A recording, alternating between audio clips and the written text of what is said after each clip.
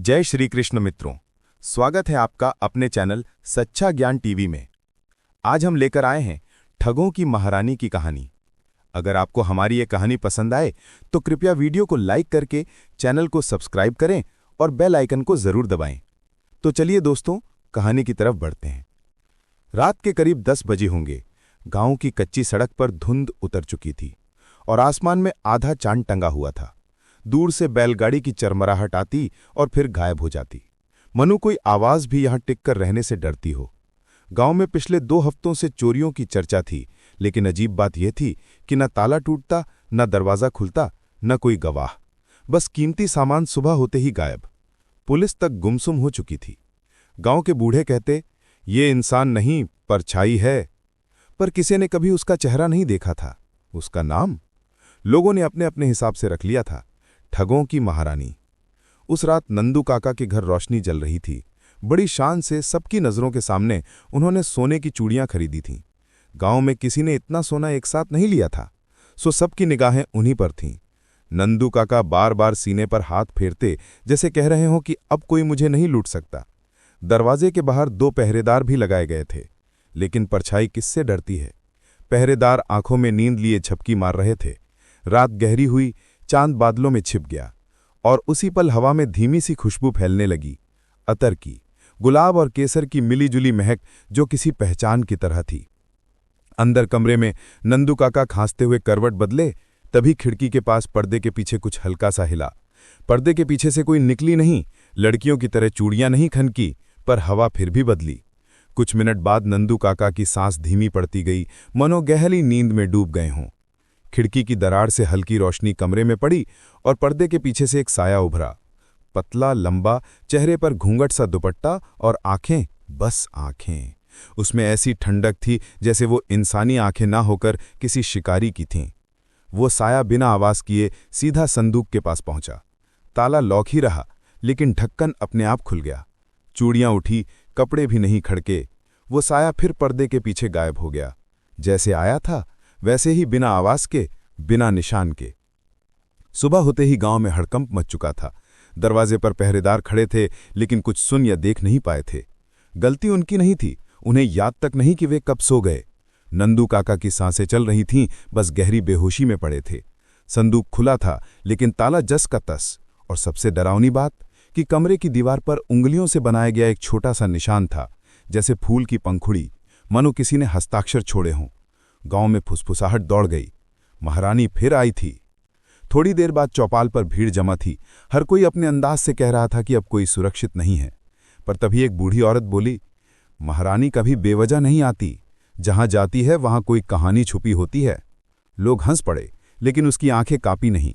उसे सच पता था या बस डर बोल रहा था, कोई नहीं जानता। उधर उसी शाम गांव से करीब 10 किलोमीटर दूर सुनसान घाटी में एक पुराना कच्चा घर था। घर के अंदर 5 लोग दरी पर बैठे थे। सबके चेहरे छोटे छोटे कपड़े से ढके हुए थे। सामने मेज पर वही सोने की चूड़ियां रखी थीं। दरवाजा खुला, अंदर वही दुपट्टे वाली औरत दाखिल हुई। उसकी चाल में ऐसी शांति थी मानो दुनिया में कोई उसका मुकाबला ना कर सके। बाकी सब खड़े हो गए, लेकिन सिर झुकाए रहे। उसने धीमी आवाज में कहा, खेल चालू हो चुका है, अब असली शिकार आने वाला है। उसका लहजा ठंडा था, लेकिन आंखों में ऐसी आग थी कि कोई उसकी तरफ सीधा देखने की हिम्मत ना कर पाया। उसने चूड़ियां मेज से उठाकर लकड़ी के बक्से में डाली और बक्सा बंद करते हुए फुसफुसाई, अभी तो ये बस शुरुआत है। और अगली ही सुबह पूरे गांव में एक नई अफवाह दौड़ चुकी थी। अगला शिकार गांव का नहीं होगा, किसी बड़े शहर की बारी है। लोग दहशत में थे, पुलिस तैयारी में थी, और जो भी सुन रहा था उसका दिल कांप रहा था। लेकिन एक बात साफ थी, ठगों की महारानी दिखाई नहीं देती, लेकिन उसका नाम हर जगह गूंजता है, और वो हमेशा उसी को निशाना बनाती है जो खुद को सबसे सुरक्षित समझता है। सुबह का वक्त था, लेकिन गांव की हवा में एक अजीब बेचैनी थी। जहां आमतौर पर लोग सुबह सुबह कुएं पर हंसी ठिठोली करते दिखाई देते थे, वहां आज हर कोई चुप था। चाय की दुकानों पर भीड़ थी, लेकिन बातचीत नहीं, बस डर की खामोशियां।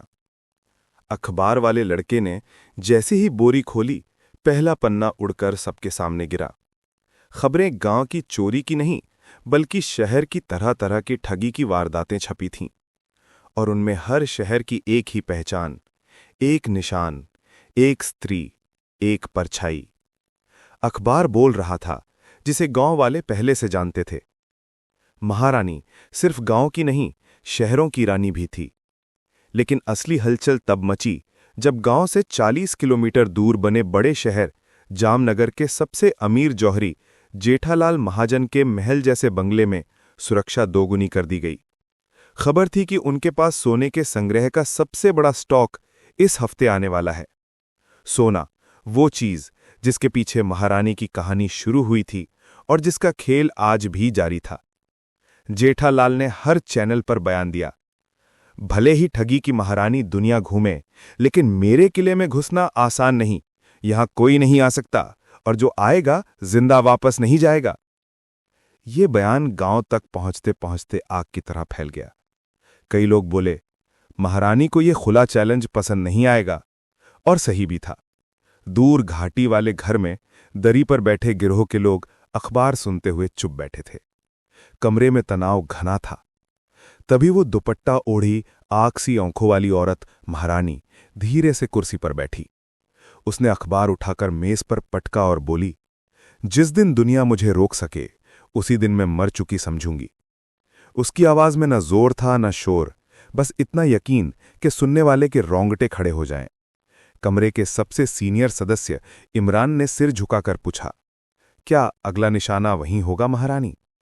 उसने मुस्कुराकर चूड़ियों को उंगलियों से छुआ, वही जो पिछली रात लाई गई थीं। खेल वहीं होगा, और इस बार दांव बड़ा। गिरोह के लोगों ने प्लान सुना। किसी ने आवाज उठाने की हिम्मत नहीं की, लेकिन सबके चेहरे पर एक डर था। इस बार मुकाबला साधारण नहीं था। पूरा शहर निगरानी पर था, लेकिन महारानी का हर कदम सोचा समझा होता था। वो बोली, ताला नहीं टूटेगा, किला नहीं खुलेगा, दरवाजे नहीं बजेंगे, बस नजरें झुक जाएंगी और हाथ खुद मेरे लिए रास्ता खोलेंगे। उसमें अजीब सी ठंडी शांति थी, जैसे खेलने नहीं जीतने निकली हो। उसी रात जामनगर का माहौल पूरी तरह बदल चुका था। 400 सीसीटीवी कैमरे, 40 गार्ड, अंदर बाहर मेटल डिटेक्टर और जेठालाल महाजन के घर के गेट पर 2 पुलिस की गाड़ियां खड़ी, हर कोई सतर्क। लेकिन सोना अभी नहीं आया था। बस आज एक सोने की डिजाइन प्रदर्शनी थी, जहां पूरे शहर के रईस परिवार आने वाले थे। प्रदर्शनी का दिन आया। पार्किंग में महंगी गाड़ियां लाइन में खड़ी थीं। अंदर चमकता हुआ गोल्ड हॉल, रोशनी, संगीत, कैमरे, सिक्योरिटी सब दिखा रहे थे कि यहां ठगी तो छोड़ो, परछाई भी नहीं गुजर सकती। लेकिन परछाई आई भी नहीं, वो पहले से भीतर थी। भीड़ से हटकर लाल साड़ी में गहनों से सजी गूंगे जैसी शांति वाली औरत अंदर खड़ी थी। मुंह पर मुस्कान, आंखों में ठंडा यकीन। उसे कोई नहीं पहचान रहा था, लेकिन वो सबको पढ़ रही थी। जेठालाल ग्राहकों को दिखा दिखाकर झूम रहा था। देखो, सोने की महारानी ये है। वो अपनी शोकेस की तरफ इशारा करता, पर उसे नहीं पता असली महारानी उससे कुछ ही कदम दूर मौजूद है। इसी बीच अचानक बिजली झिलमिलाई, हल्का सा फ्लिकर, 2 सेकंड बस। जब रोशनी लौटी, कोई खास नहीं बदला। संगीत चलता रहा, मेहमान बातें करते रहे, जेठालाल हंसता रहा। लेकिन उनकी शोकेस का लॉक अब भी बंद दिख रहा था, जबकि अंदर से 4 सोने के सेट गायब हो चुके थे।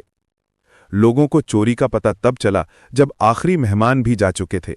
लॉक बंद, कैमरा बिना ब्लैक, गार्ड अपनी जगह, पर शोकेस में खाली जगह है। किसी ने आवाज तक नहीं सुनी। पूरी सिक्योरिटी ढह चुकी थी, बिना छुए। जेठालाल गुस्से में दहाड़ रहा था।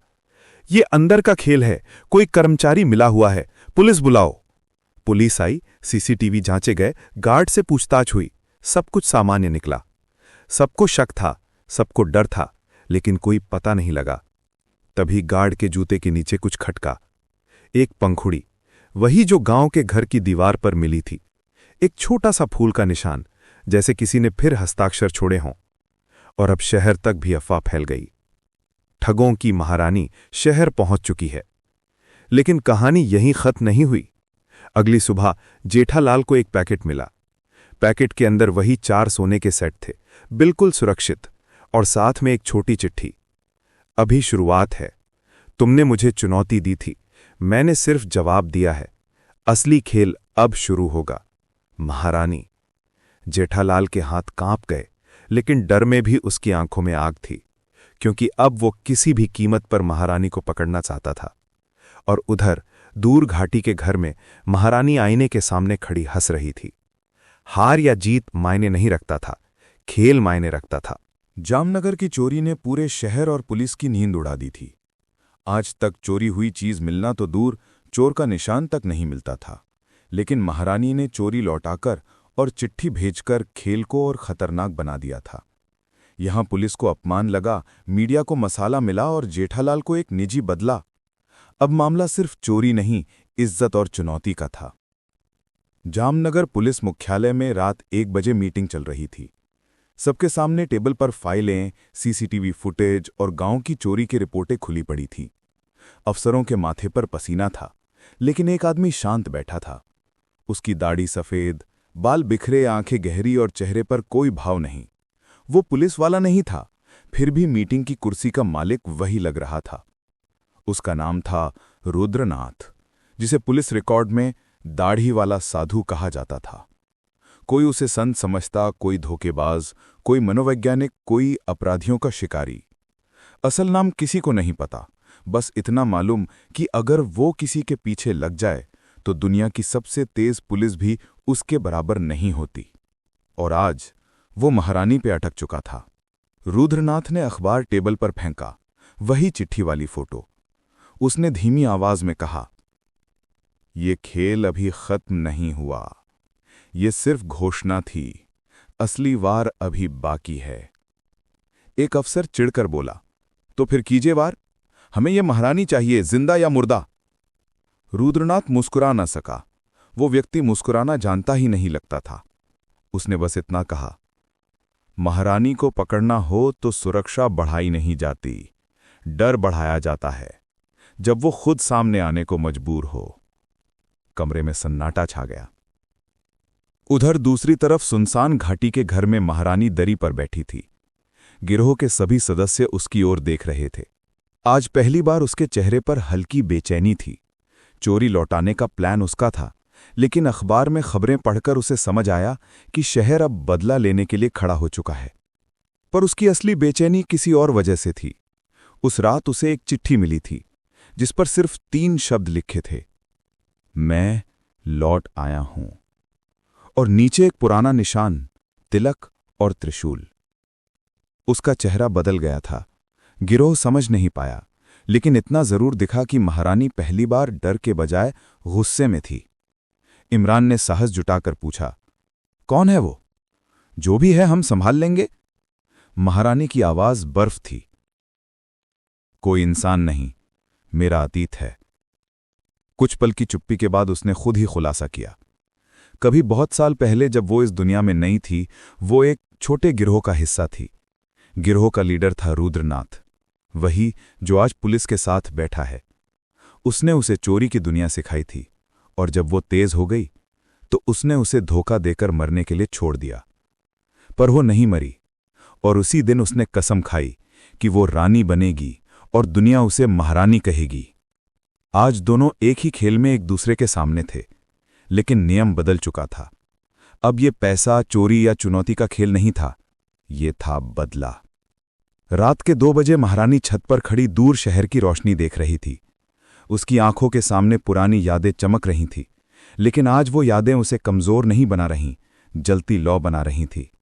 उसने गिरोह को आदेश दिया, अगला वार जामनगर में नहीं होगा, उससे बाहर, जहां साधु सोच भी नहीं सकता।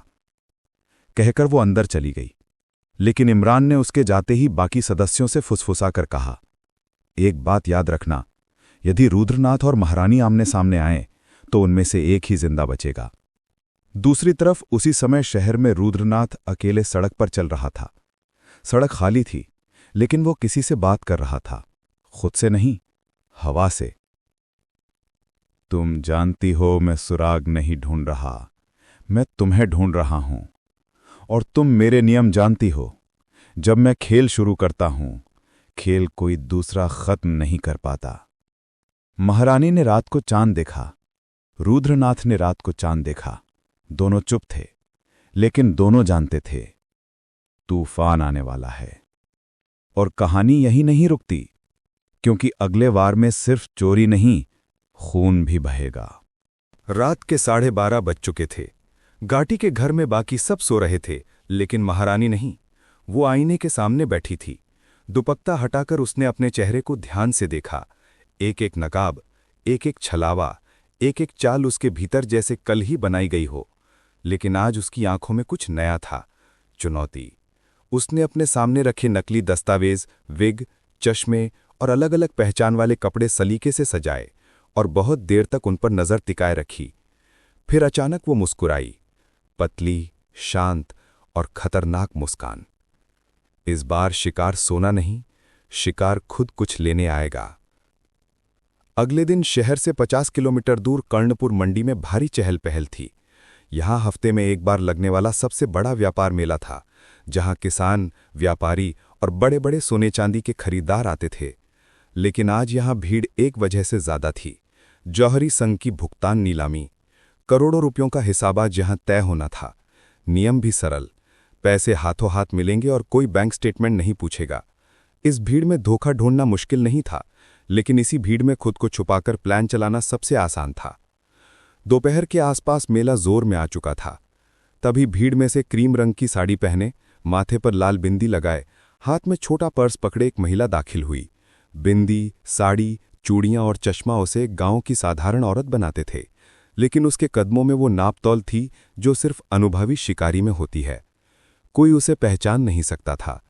वो थी महारानी।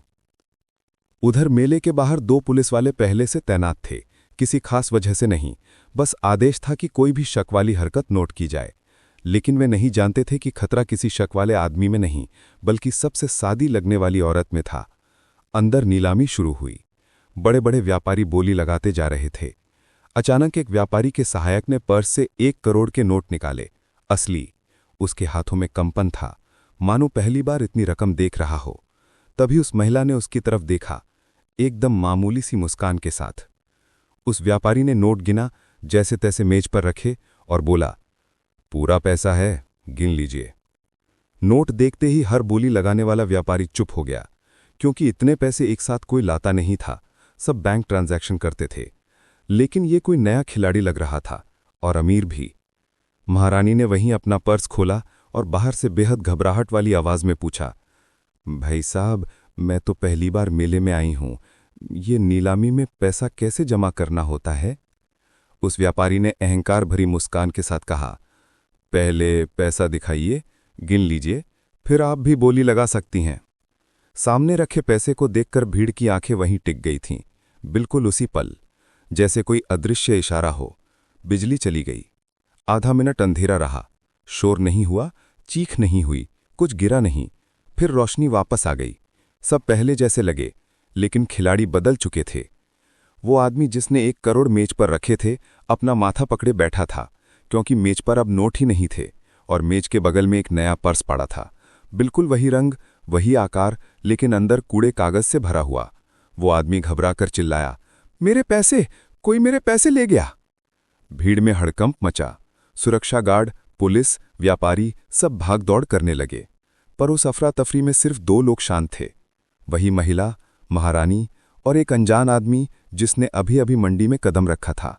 लंबा, दुबला, कंधे पर झोला, आंखें शांत, रुद्रनाथ। भीड़ थी, लेकिन उसकी नजरें किसी और पर नहीं, उस औरत पर थीं।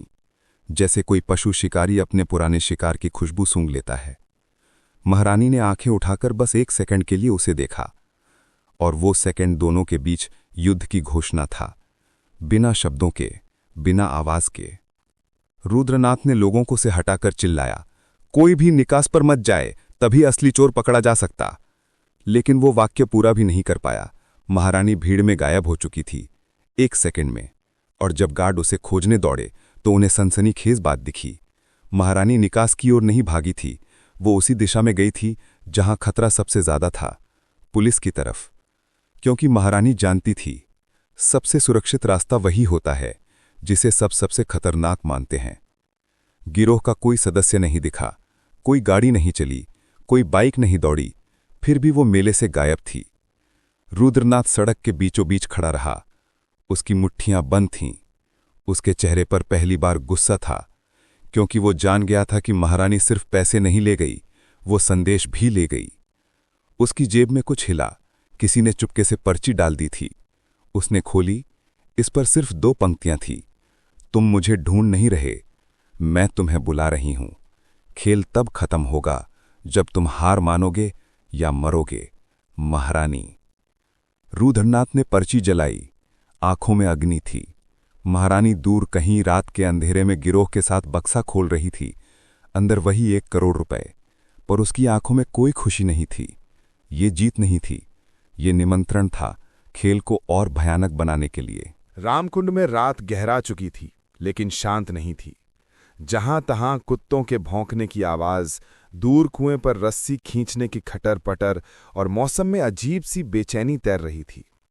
उसी बेचैनी में सोवन बाबू की हवेली के पीछे वाले पुराने खेत की मिट्टी अचानक हिलने लगी। 2 आदमी काले कपड़ों में धीरे धीरे जमीन से बाहर आए, जैसे लंबे समय से किसी राज को दबाकर रखा गया हो। दोनों के हाथ में लालटेन और छोटे छोटे हथौड़े किए। कोई बाहर से देख लेता तो समझ भी ना पाता कि ये जमींदार के आदमी हैं या चोर। पर सच्चाई कुछ और थी। ये दोनों ठगों की महारानी के खास थे, जो दिन में कहीं दिखते नहीं और रात में जमीन के अंदर से निकल आते थे ताकि कोई पता न लगा सके। उधर हवेली के ओसारे में दादी जी अकेली बैठी थीं। उनका चेहरा सूखा, आंखें डरी हुई और जहर जैसा खामोश चेहरा। वे कई दिनों से सोवन बाबू को किसी पर भरोसा ना करने की चेतावनी दे रही थीं, लेकिन अब लगता था कि खतरे की आहट असल में सामने खड़ी थी। अचानक बूढ़ी कुतिया ने भौंकना बंद कर दिया और दादी जी की सांसें जैसे अटक गईं, क्योंकि उस क्षण दरवाजे की कुंडी बिना आवाज के खुली। कोई अंदर आया नहीं, लेकिन दादी जी को महसूस हुआ कि कोई आ चुका है। बिना कदमों की आवाज, बिना परछाई के वे पसीने में भीग कर उठीं और कमरे की दीवार पर हाथ फेरा, जैसे किसी निशान की तलाश कर रही हों। और वहीं हाथ को एक पुराना श्यामल लकड़ी का बक्सा मिला जो बरसों से बंद था। दादी जी ने तुरंत बक्सा उठाया और घुटनों के बल बैठकर भगवान का नाम लिया। जिसका डर था वही दिन आ गया। गांव में दूसरी तरफ सिया के दरवाजे पर दस्तक की आवाज आई। उसने झटके से दरवाजा खोला तो सामने देवराज हांफता हुआ खड़ा था, चेहरा धूल से भरा, कपड़े फटे हुए। वो कांपती आवाज में बोला, सिया, तुम जो सोच रही हो वो सब झूठ नहीं है। इस गांव में कोई सामान्य ताकत नहीं खेल रही। सोवन बाबू खतरे में हैं, और अगर वे बच गए तो अगली बारी तुम्हारी होगी। सिया ने पहली बार देवराज की आंखों में डर देखा, वो डर जो कोई मर्द अपने भीतर दबाकर रखता है, पर बाहर नजर आ जाए तो मतलब खतरा आम नहीं, गहरा है। देवराज ने बताया कि उसने गांव के बाहर वाले कच्चे रास्ते पर 3 औरतों को देखा, तीनों साड़ी में, लेकिन पैरों के निशान मिट्टी पर नहीं पड़ रहे थे, जैसे जमीन उन्हें छू ही नहीं रही थी। और सबसे खतरनाक बात, उन्होंने सोवन बाबू के बारे में बात की थी और विरासत शब्द बार बार दोहराया था। ठीक उसी समय हवेली में दादी जी ने बक्सा खोला। उसके अंदर एक पुरानी काली और सुनहरी किनारी वाली तस्वीर थी, एक सुंदर लेकिन रहस्यमयी मुस्कान वाली स्त्री की। तस्वीर के नीचे लिखा था, मृणाल, ठगों की महारानी। दादी जी का दिल धड़क उठा, उनके होठ कांपे। वो वापस आ गई। मैंने सोचा था कि वो खत्म हो गई है, मगर वो विरासत फिर जग गई है। तभी कमरे का दर्पण अपने आप दरक गया और कोने की लालटेन बुझ गई। दादी जी ने तुरंत बक्सा बंद किया और दीवार में बने गुप्त कोने में धकेलने लगीं, लेकिन तभी कमरे के बाहर से पायल की आवाज आने लगी, धीमी पर इतनी साफ कि दादी जी की रीढ़ तक सिरहन दौड़ गई। सिया और देवराज उसी वक्त हवेली की तरफ दौड़ पड़े, लेकिन कुछ कलम पहले ही पुराने बरगद के पास सिया अचानक रुक गई। उसकी आंखें फैल गईं। पेड़ की ऊंची डाल पर सफेद साड़ी पहने एक औरत बैठी थी, चेहरे पर बाल लटकते और होंठों पर मुस्कान। लेकिन सबसे डरावनी बात, उसकी नजर सीधा सिया पर थी, जैसे उसी का इंतजार कर रही हो। देवराज ने सिया का हाथ पकड़कर पीछे खींचा और फुसफुसाया, सीधी मत देखो उसकी तरफ, वो इंसान नहीं है, वो मृणाल है। सिया को पहली बार समझ आया कि ये कहानी जमीन की नहीं, विरासत की है, और खून बिना वजह नहीं बह रहा। उन्होंने दौड़ना शुरू कर दिया हवेली तक पहुंचने के लिए, लेकिन हवेली दिखाई देने लगी ही थी कि वहां से झिलमिलाती रोशनी उठती दिखी और दादी जी की चीख हवा में गूंज गई। उस रात के बाद गांव के लोगों ने बस इतना सुना, हवेली में फिर कोई विरासत जागी है और अब कोई उसे रोक नहीं सकता। हवेली के चारों तरफ आग की हल्की लपटें झिलमिला रही थीं, लेकिन अजीब बात यह थी, कहीं धुआं नहीं उठ रहा था। जैसे आग दिखाई तो दे रही थी, पर जलने की महक बिल्कुल नहीं। सिया और देवराज चीख सुनते हुए दौड़े जा रहे थे, मगर जितना करीब आते हवेली उतनी ही दूर लगने लगती, जैसे कोई अदृश्य ताकत रास्ते को लंबा कर रही हो। देवराज ने सांस टूटती हुई आवाज में कहा, यह साधारण आग नहीं है, ये वो आग है जो मृणाल पीछे छोड़ती है, संकेत के रूप में। सिया का दिल जोर से धड़क रहा था, फिर भी उसके कदम नहीं रुके। उसे महसूस हो रहा था कि अगर देर हुई तो सब खत्म हो जाएगा। उधर हवेली के अंदर दादी जी फर्श पर गिरी हुई थी, लेकिन होश में थीं। उनके चारों तरफ बिखरा हुआ कागज, टूटा दर्पण और खुला बक्सा पड़ा था। दीवार पर लगी पुरानी घड़ी टिक टिक के बीच अचानक रुक चुकी थी, एकदम 12 बजे पर। दादी जी की सांस बेतरतीब चल रही थी, पर आंखें दहशत में ठहरी हुई थीं। कमरे के बीचों बीच अंधेरी धुंध फैल रही थी। उस धुंध में एक आकृति धीरे धीरे उभरने लगी। पहले पैर की पायल झिलमिलाई, फिर सफेद साड़ी का किनारा जमीन पर लहराया, और अंत में चेहरे पर लटके बालों के पीछे वो मुस्कान दिखाई दी। वही मुस्कान, वही चेहरा, तस्वीर वाली मृणाल। मृणाल ने सिर झुकाकर दादी जी को देखा, जैसे कोई पुराने हिसाब याद कर रहा हो। उसकी आवाज में ठंडापन था, लेकिन उसमें एक अजीब सुकून भी था। मैंने कहा था, मैं विरासत लेने वापस आऊंगी। तुमने मुझे धोखा दिया था, याद है? दादी जी कांपती हुई बोली, वो गलती थी, मजबूरी थी। मैंने तुम्हें बचाने के लिए। बचाने के लिए? तुमने मेरा नाम मिटाया, मेरी पहचान छुपा दी और उसी विरासत को दूसरों में बांट दिया। आज मैं उसे लौटाने नहीं, वापस लेने आई हूं, पूरा का पूरा। तभी मृणाल के पीछे हवा में खड़े 2 आदमी दिखाई दिए, काले कपड़ों में, चेहरों पर बिना भाव के। वही 2 जो कुछ घंटे पहले जमीन फाड़ कर निकले थे। वो दोनों और खड़े हो गए, जैसे कोई सजा सुनाई जाने वाली हो। दादी जी चीखना चाहती थीं, पर आवाज गले में फंस कर रह गई। मृणाल ने दादी जी के माथे के पास हाथ ले जाकर धीमे से फुसफुसाया, तुम्हें तो सिर्फ एक चीज बतानी है। वो कौन है जिस पर तुमने मेरी विरासत सौंप दी? जिस लड़की के खून में मेरी ताकत जागनी है, उसका नाम। उसी समय हवेली के बाहर सिया और देवराज ने मुख्य दरवाजा तोड़ दिया। वे अंदर घुसे और हवा जैसे अचानक ठंडी पड़ गई। कमरा शांत था, इतना शांत कि दिल की धड़कनें कानों में सुनाई दें। लेकिन दृश्य देखकर दोनों पत्थर की तरह जम गए। दादी जी बीच कमरे में बैठी थीं, चेहरा सफेद जैसे खून निचुड़ गया हो, आंखें खुली पर उनमें जान नहीं। उनके होंठों पर केवल एक शब्द अटका हुआ था, सिया। दादी जी ने अंतिम सांस ली और वहीं ढह गईं।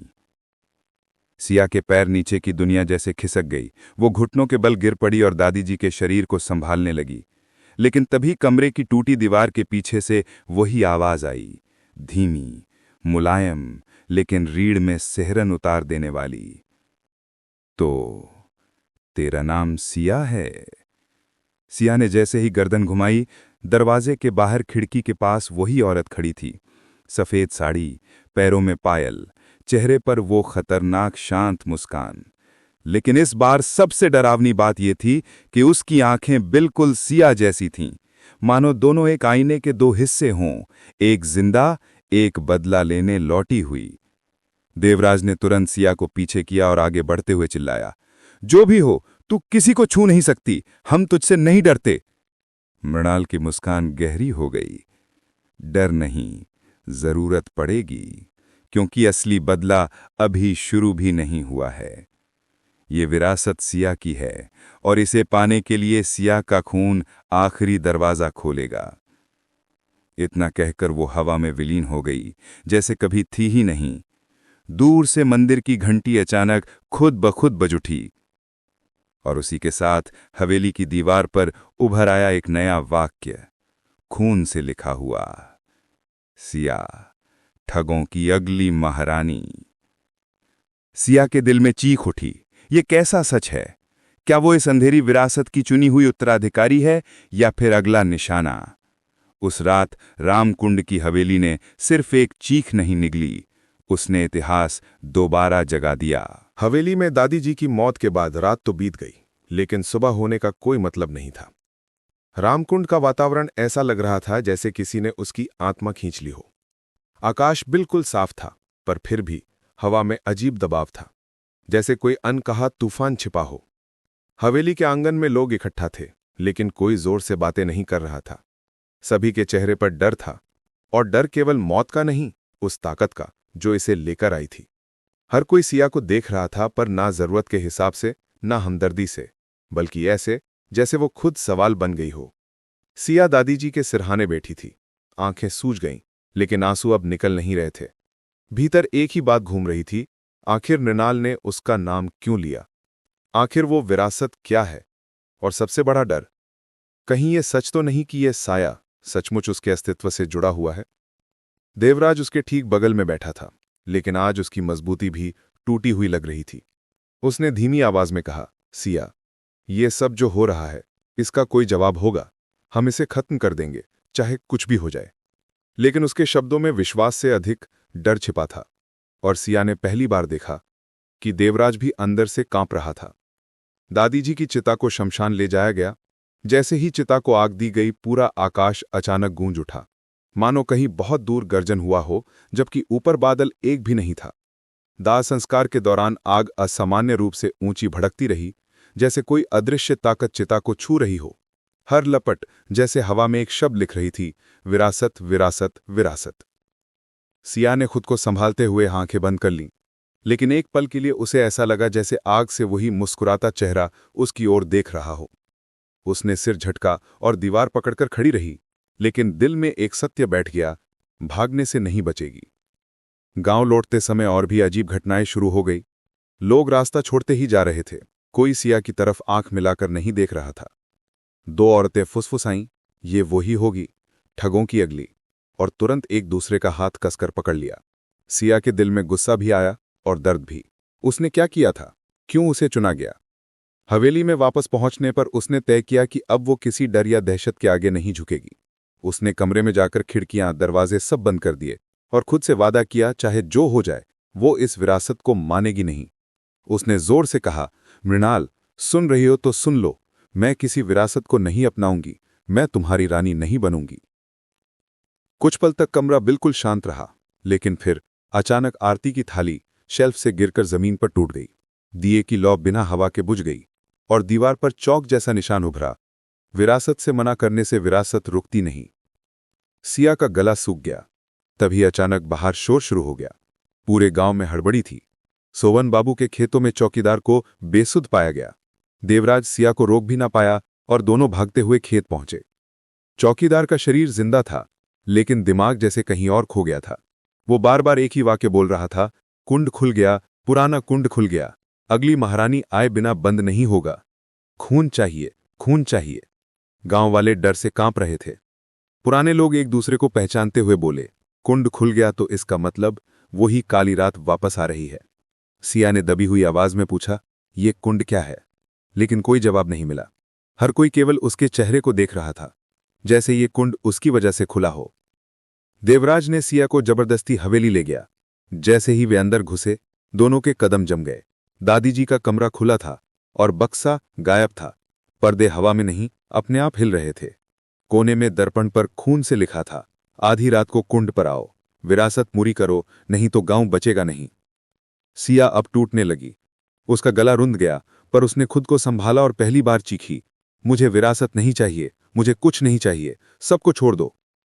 हवेली में गूंजती आवाज जैसे उसका जवाब दे रही हो, तुम्हारी चाहत मायने नहीं रखती, तुम्हारा खून तय करेगा। देवराज ने सिया को पकड़ लिया, उसे अपने से लगाते हुए बोला, सिया, मैं जिंदा रहते तुझे उस कुंड तक नहीं जाने दूंगा, जो भी हो जाए, चाहे मुझे मौत से लड़ना पड़े। लेकिन दोनों ये नहीं जानते थे कि रामकुंड की रातें जिद्दी होती हैं। जो विरासत जाग जाती है, वे खुद लेने आती है, चाहे इंसान जाए या ना जाए। और आज रात वो विरासत कुंड पर इंतजार कर रही होगी। रात धीरे धीरे अपने सबसे खतरनाक पहर में पहुंच रही थी। हवेली के हर कोने में जैसे मौत की चुप्पी पसरी थी। केवल दीवार घड़ी की टिक टिक सुनाई दे रही थी। और अजीब बात ये कि टिक टिक उल्टी दिशा में चल रही थी, जैसे समय पीछे लौट रहा हो। सिया खिड़की के पास खड़ी थी, पर खिड़की के बाहर कोई हवा नहीं थी, कोई चांद नहीं था, केवल अंधेरा, ऐसा जैसे रात ने पूरी धरती निगल ली हो। देवराज कमरे में बेचैनी से इधर उधर घूम रहा था, हाथ में मशाल, लेकिन अंदर कहीं डर साफ दिखाई दे रहा था। वो बार बार बोल रहा था, तुम उस कुंड पर नहीं जाओगी, चाहे कुछ भी हो जाए, चाहे सारी दुनिया हमारे खिलाफ खड़ी हो जाए। लेकिन दोनों अपनी बातों से सच्चाई नहीं बदल पा रहे थे। दूर से आती घंटियों की आवाज और पायल की धीमी धीमी छनछनाहट हवा में फिर उठने लगी, मानो कोई इशारा कर रहा हो।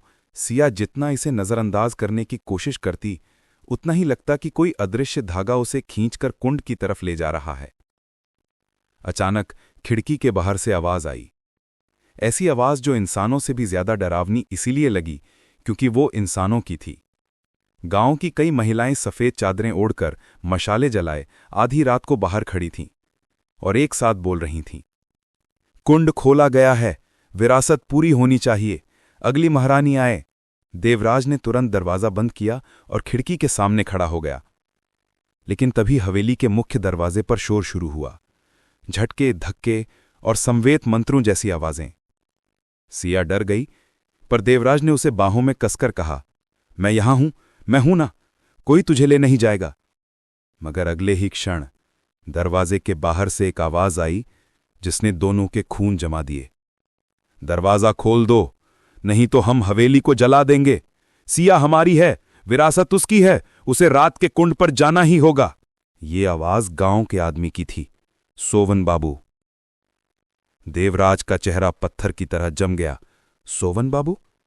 वही जो दादी जी पर भरोसा करते थे, वही जिनकी जान खतरे में थी।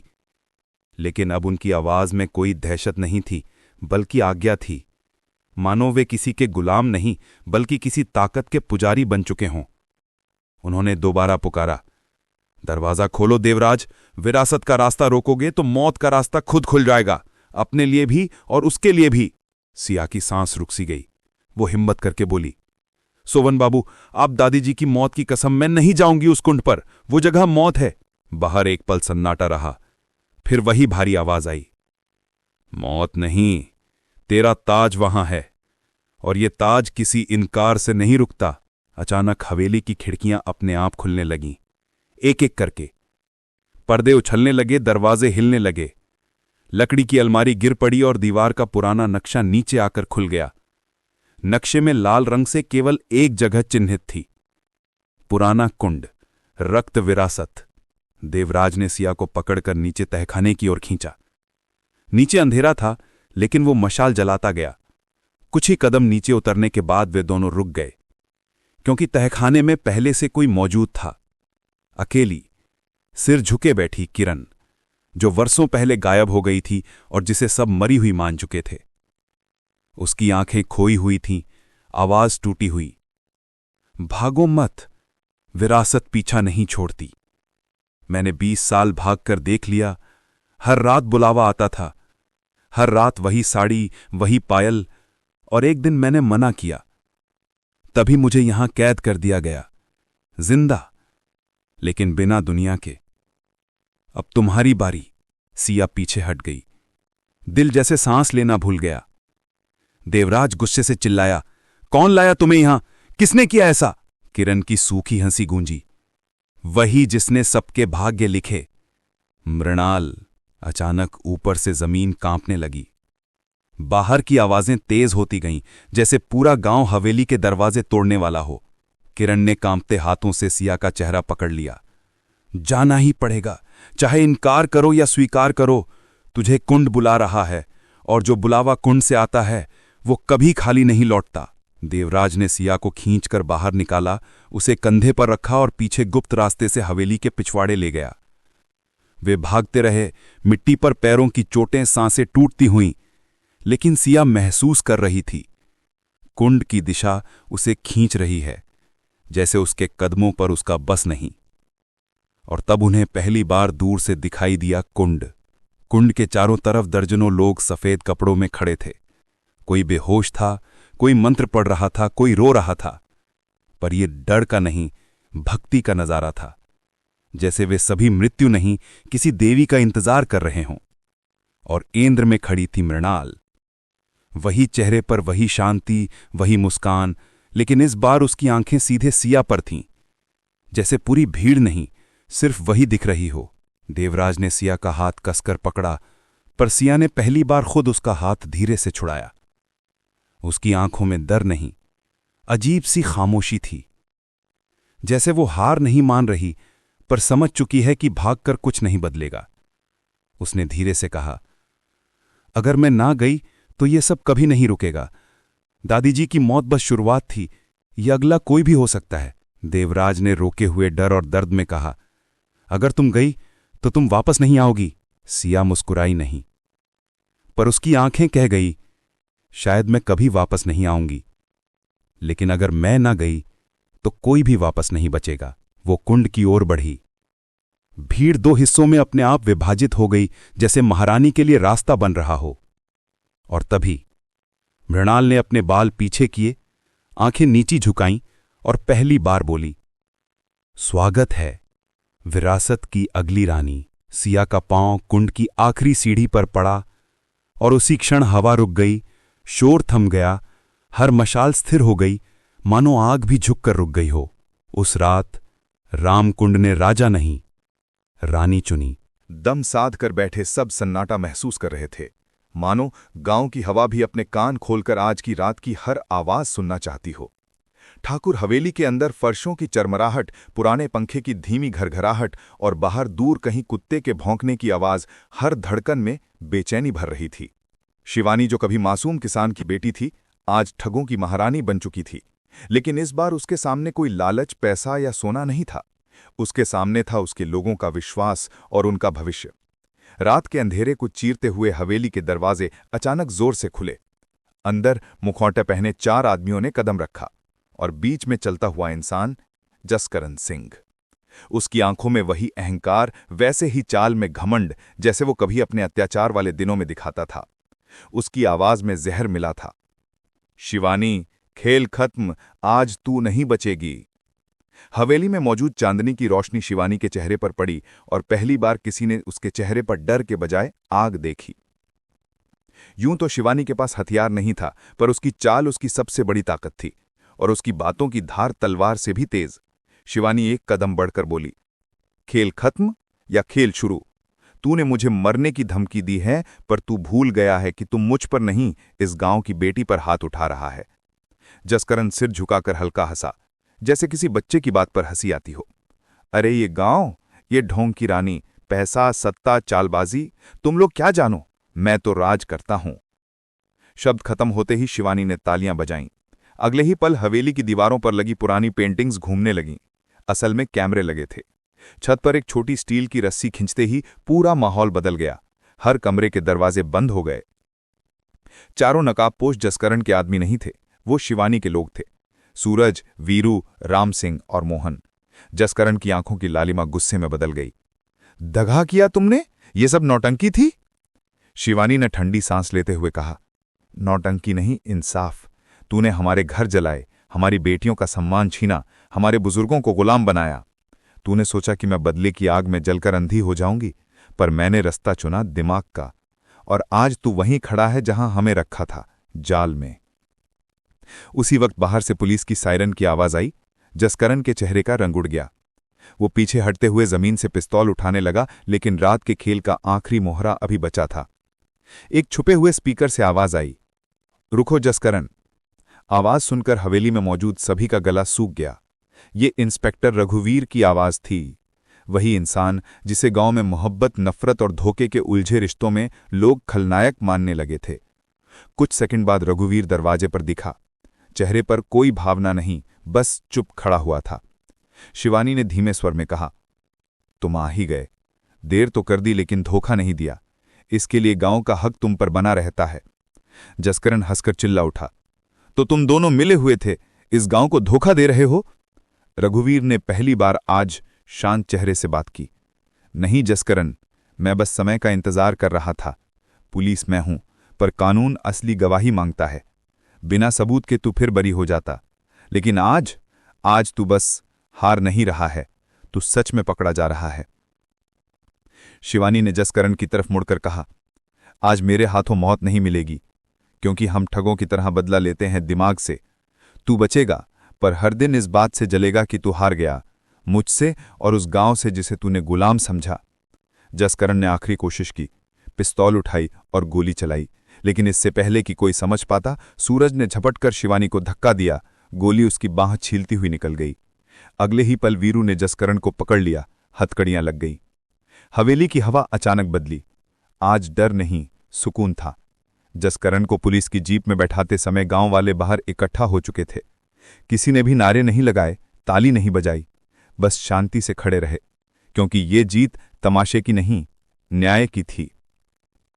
रात ढल गई, लोग वापस अपने घरों को लौटने लगे। शिवानी छत पर अकेली खड़ी थी। हवा बालों को उड़ा रही थी और उसकी आंखों में पानी था, खुशी का, दर्द का, या दोनों का मिला हुआ। कोई नहीं जान पाया। उसने धीरे से फुसफुसाया, ये अंत नहीं, असली शुरुआत है। एक ऐसे गांव की जहां किसी की ताकत से नहीं, समझ से राज होता है। और चांदनी की सफेद रोशनी में वो लड़की जो कभी ठगी की दुनिया में बदनाम थी, आज गांव की असली रक्षक बनकर खड़ी थी। जिस रात जसकरण को पुलिस ने ले जाकर सलाखों के पीछे बंद किया था, उसी रात से गांव की हवा बदलने लगी थी। हर घर के दरवाजों पर ताले बरसों बाद खुले। मेहंदी के रंग फिर से हाथों पर चढ़ने लगे और हंसी की आवाज सुनाई पड़ने लगी। लेकिन खुशी के बीच एक गहरा डर भी था, क्योंकि जसकरण तो पकड़ा जा चुका था, पर उसके पीछे कौन खड़ा था, ये किसी को नहीं पता था। गांव की पंचायत ने पहली बार अपने अध्यक्ष की कुर्सी उस लड़की को देने का निर्णय लिया जिसे कुछ महीने पहले तक लोग ठग, चालबाज और धोखेबाज समझते थे, शिवानी। कुछ लोगों ने इसे उसके अतीत का सम्मान कहा, तो कुछ ने इसे उसके दिमाग का डर, पर सबने माना कि गांव को बचाने का हक उसी को है। नए पंचायत भवन में पहली मीटिंग हुई। लकड़ी की लंबी टेबल के दोनों ओर गांव के बुजुर्ग, महिलाएं, नौजवान और किसान बैठे थे। शिवानी कुर्सी पर नहीं बैठी, वो खड़ी रही। उसकी आवाज बिना ऊंचे बोले भी सबका ध्यान खींच रही थी। आज से इस गांव में कोई राजा, कोई रानी, कोई ठाकुर, कोई दानवीर नहीं होगा। यहां हर इंसान बराबर होगा। जमीनें, स्कूल, सुरक्षा, सबकी ताकत अब गांव के पास रहेगी, किसी एक के पास नहीं। कुछ चेहरों पर सहमति थी, कुछ पर असहमति। एक बुजुर्ग उठे और बोले, बेटी, तूने गांव बचाया ये हम नहीं भूलेंगे, पर ठग तेरी नसों में है। तू चाहती क्या है असल में? ऐसे सवाल कई महीनों तक शिवानी के कानों में जलते रहे थे, पर आज उसने मुस्कुराते हुए कहा, मेरी ठगी किसी गरीब की रोटी नहीं छीनती थी। मैंने सिर्फ उन लोगों को ठगा जो लोगों को गुलाम बनाते थे। और अब मैं खेल नहीं, सुधार चाहती हूं। गांव अभी भी उसके फैसले पर यकीन और शक दोनों की आग में जल रहा था। लेकिन फैसलों का दौर अभी शुरू ही हुआ था। पहली बड़ी मांग रखी गई, जसकरण की छोड़ी हुई हवेली और जमीन को किसके नाम किया जाए। कई किशोर, किसान और मजदूर उस जमीन पर दावा करने लगे। झगड़े का खतरा बढ़ रहा था। शिवानी ने एक गहरी सांस ली और बोली, हवेली और जमीन बिकेगी नहीं। वहां हम एक सुरक्षा प्रशिक्षण केंद्र और स्कूल खोलेंगे, जहां लड़कियां और लड़के दोनों आत्मरक्षा, पढ़ाई और बिजनेस सीखेंगे। जसकरण ने जिस जगह से डर बांटा, उसी जगह अब ताकत बांटी जाएगी। ये बात सुनकर पूरे हॉल में पहले सन्नाटा हुआ, फिर तालियों की आवाज उठी। जो लोग पहले शिवानी से नफरत करते थे, वही लोग अब उसकी आंखों में उम्मीद ढूंढ रहे थे। पर यही वो रात थी जब असली तूफान शुरू हुआ। रात के करीब 1:30 बजे पंचायत भवन के बाहर किसी ने ईंट फेंकी।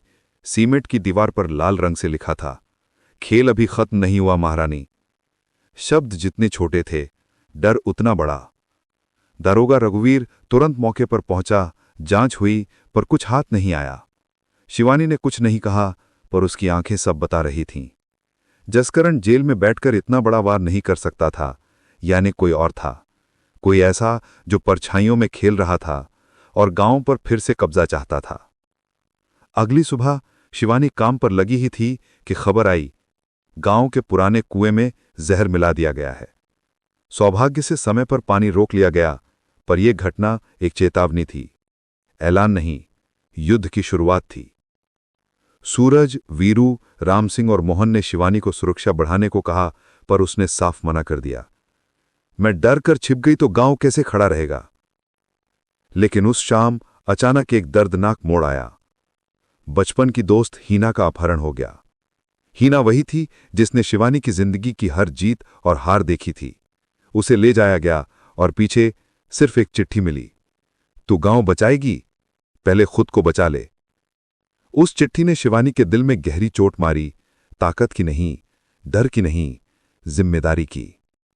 उसने सूरज की तरफ देखा और पहली बार बिना बोले ही आदेश समझ आ गया, हीना किसी भी कीमत पर वापस लानी है। और फिर शिवानी ने अपनी पुरानी दुनिया को फिर से जगाया। वो दुनिया जिसमें दिमाग हथियार था, चाल जाल थी और आंखें सच से ज्यादा झूठ पड़ती थीं। वो दुनिया जहां जीतने के लिए नियम तोड़े नहीं जाते, नियम बनाए जाते हैं। उस रात शिवानी ने खुद से कहा, ठगों की महारानी मैं थी और जरूरत पड़ने पर फिर बनूंगी। फर्क बस इतना होगा, इस बार खेल गांव के लिए होगा। और कहानी के इस मोड़ पर साफ हो चुका था, जसकरण असली दुश्मन नहीं था। असली दुश्मन अभी मंच पर आया ही नहीं है। हीना के अपहरण की रात गांव में हवा तक कांप रही थी। कोई चिल्लाया नहीं, कोई रोया नहीं। सब डर गए कि आवाज भी शायद सुन ली जाएगी। पर शिवानी के भीतर तूफान उठ चुका था। गांव की सड़कों पर खामोशी थी, पर शिवानी की सांसें भारी थीं, जैसे हर कदम बदला मांग रहा हो। रात के लगभग 11 बजे पंचायत भवन के पीछे बने अंधेरे कमरे में शिवानी, सूरज, वीरू और राम सिंह बैठे थे। सिर्फ एक मिट्टी का दिया जल रहा था, बाकी सब अंधेरा। जिसने हीना को उठाया है, उसे गांव की हालत से मतलब नहीं, उसे मुझसे हिसाब चाहिए, शिवानी ने धीमे लेकिन ठंडे स्वर में कहा। सूरज ने एक कागज मेज पर फेंका। ये अपहरण का नोट है, लिखावट अजनबी है, पुलिस को देना भी ठीक नहीं, दुश्मन हर कदम पर नजर रखे हुए है। तभी वीरू बोला, दुश्मन को हीना चाहिए या तुझे? ये बात समझने से ही रास्ता निकलेगा। शिवानी कुछ पल चुप रही। उसकी आंखें दिए की लौ में चमकीं। उसे मैं चाहिए, हीना चारा है। एक पल को कमरे में इतनी खामोशी छाई कि दिए की लौ की आवाज सुनाई देने लगी। शिवानी ने मेज पर रखी पुरानी डायरी उठाई, वही डायरी जिसमें उसने पिछली ठगी के समय अपने टारगेट की कमजोरी नोट की थी। उसने एक पन्ना पलटा, फिर दूसरा, और अचानक उसकी उंगलियां एक पन्ने पर रुक गईं। वहां लिखा था, खान से मत उलझ, वो ठग नहीं, साम्राज्य है। सूरज ने पन्ने को ऐसे देखा जैसे किसी भूत का नाम पढ़ लिया हो। कुमार खान, उसकी आवाज कांप गई। तूने कहा था वो खत्म हो चुका है। शिवानी ने धीमे भारी स्वर में जवाब दिया, खत्म नहीं, छिप गया था और शायद अब लौट आया है। कुमार खान, वो नाम जो ठगी की दुनिया में राक्षस समझा जाता था। वो सिर्फ लोगों की दौलत नहीं, उनकी जिंदगी ताश की तरह उड़ा देता था। शिवानी ने उसका साम्राज्य एक बार उजाड़ा था, लेकिन कीमत चुकाई थी, और वही कीमत उसके अतीत का सबसे अंधेरा राज थी। कमरे की हवा भारी हो गई। शिवानी ने पहली बार अपने अंदर की कमजोरी दिखने दी। वो मुझे नहीं छोड़ेगा, वो नहीं भूला, मैं जानती हूं। तभी दरवाजा तेजी से खुला। मोहन हांफता हुआ अंदर आया। कुएं के पास पुरानी हवेली में रोशनी जल रही है, सालों बाद पहली बार। यही जगह गांव में सबसे डरावनी मानी जाती थी, पर अब वहीं से नाग की तरह खतरा सर उठा रहा था। बिना एक शब्द बोले शिवानी उठी। कमर के पास धागे में बंधा छोटा सा धारदार ब्लेड पहले ही उसके हाथ में था। सूरज ने टॉर्च उठाई, राम सिंह ने मोटा डंडा, और चारों चुपचाप हवेली की तरफ निकल पड़े। हवेली में कदम रखते ही बदबू और धूल ने गला चीर दिया। टूटी दीवारों पर रहस्यमयी परछाइयां नाच रही थीं। रोशनी ऊपर वाली मंजिल से आ रही थी। शिवानी ने इशारा किया, कोई आवाज नहीं। सभी सीढ़ियों की ओर बढ़े, लेकिन आखिरी सीढ़ी पर पहुंचते ही बल्ब के नीचे टंगी एक चीज ने उन्हें रोक दिया। हीना की चूड़ी। वो वही चूड़ी थी जो हीना कभी उतारती नहीं थी।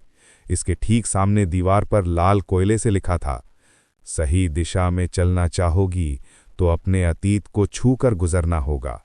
सूरज दहाड़ा कि ये खूनी खेल है, लेकिन शिवानी की आवाज बेहद शांत थी। ये खेल नहीं, संदेश है। तभी ऊपर से हंसी की आवाज गूंजी, बहुत हल्की लेकिन इतनी जहरीली कि रूह कांप जाए। कोई दिखाई नहीं दे रहा था पर आवाज साफ थी। तुम गुरु बनी फिरती हो, खेल हमें सिखाने का। भूल गई वो रात जब तुमने पहली बार हार मानी थी। ये आवाज शिवानी के दिल की नसों को काट रही थी। ये कुमार खान था।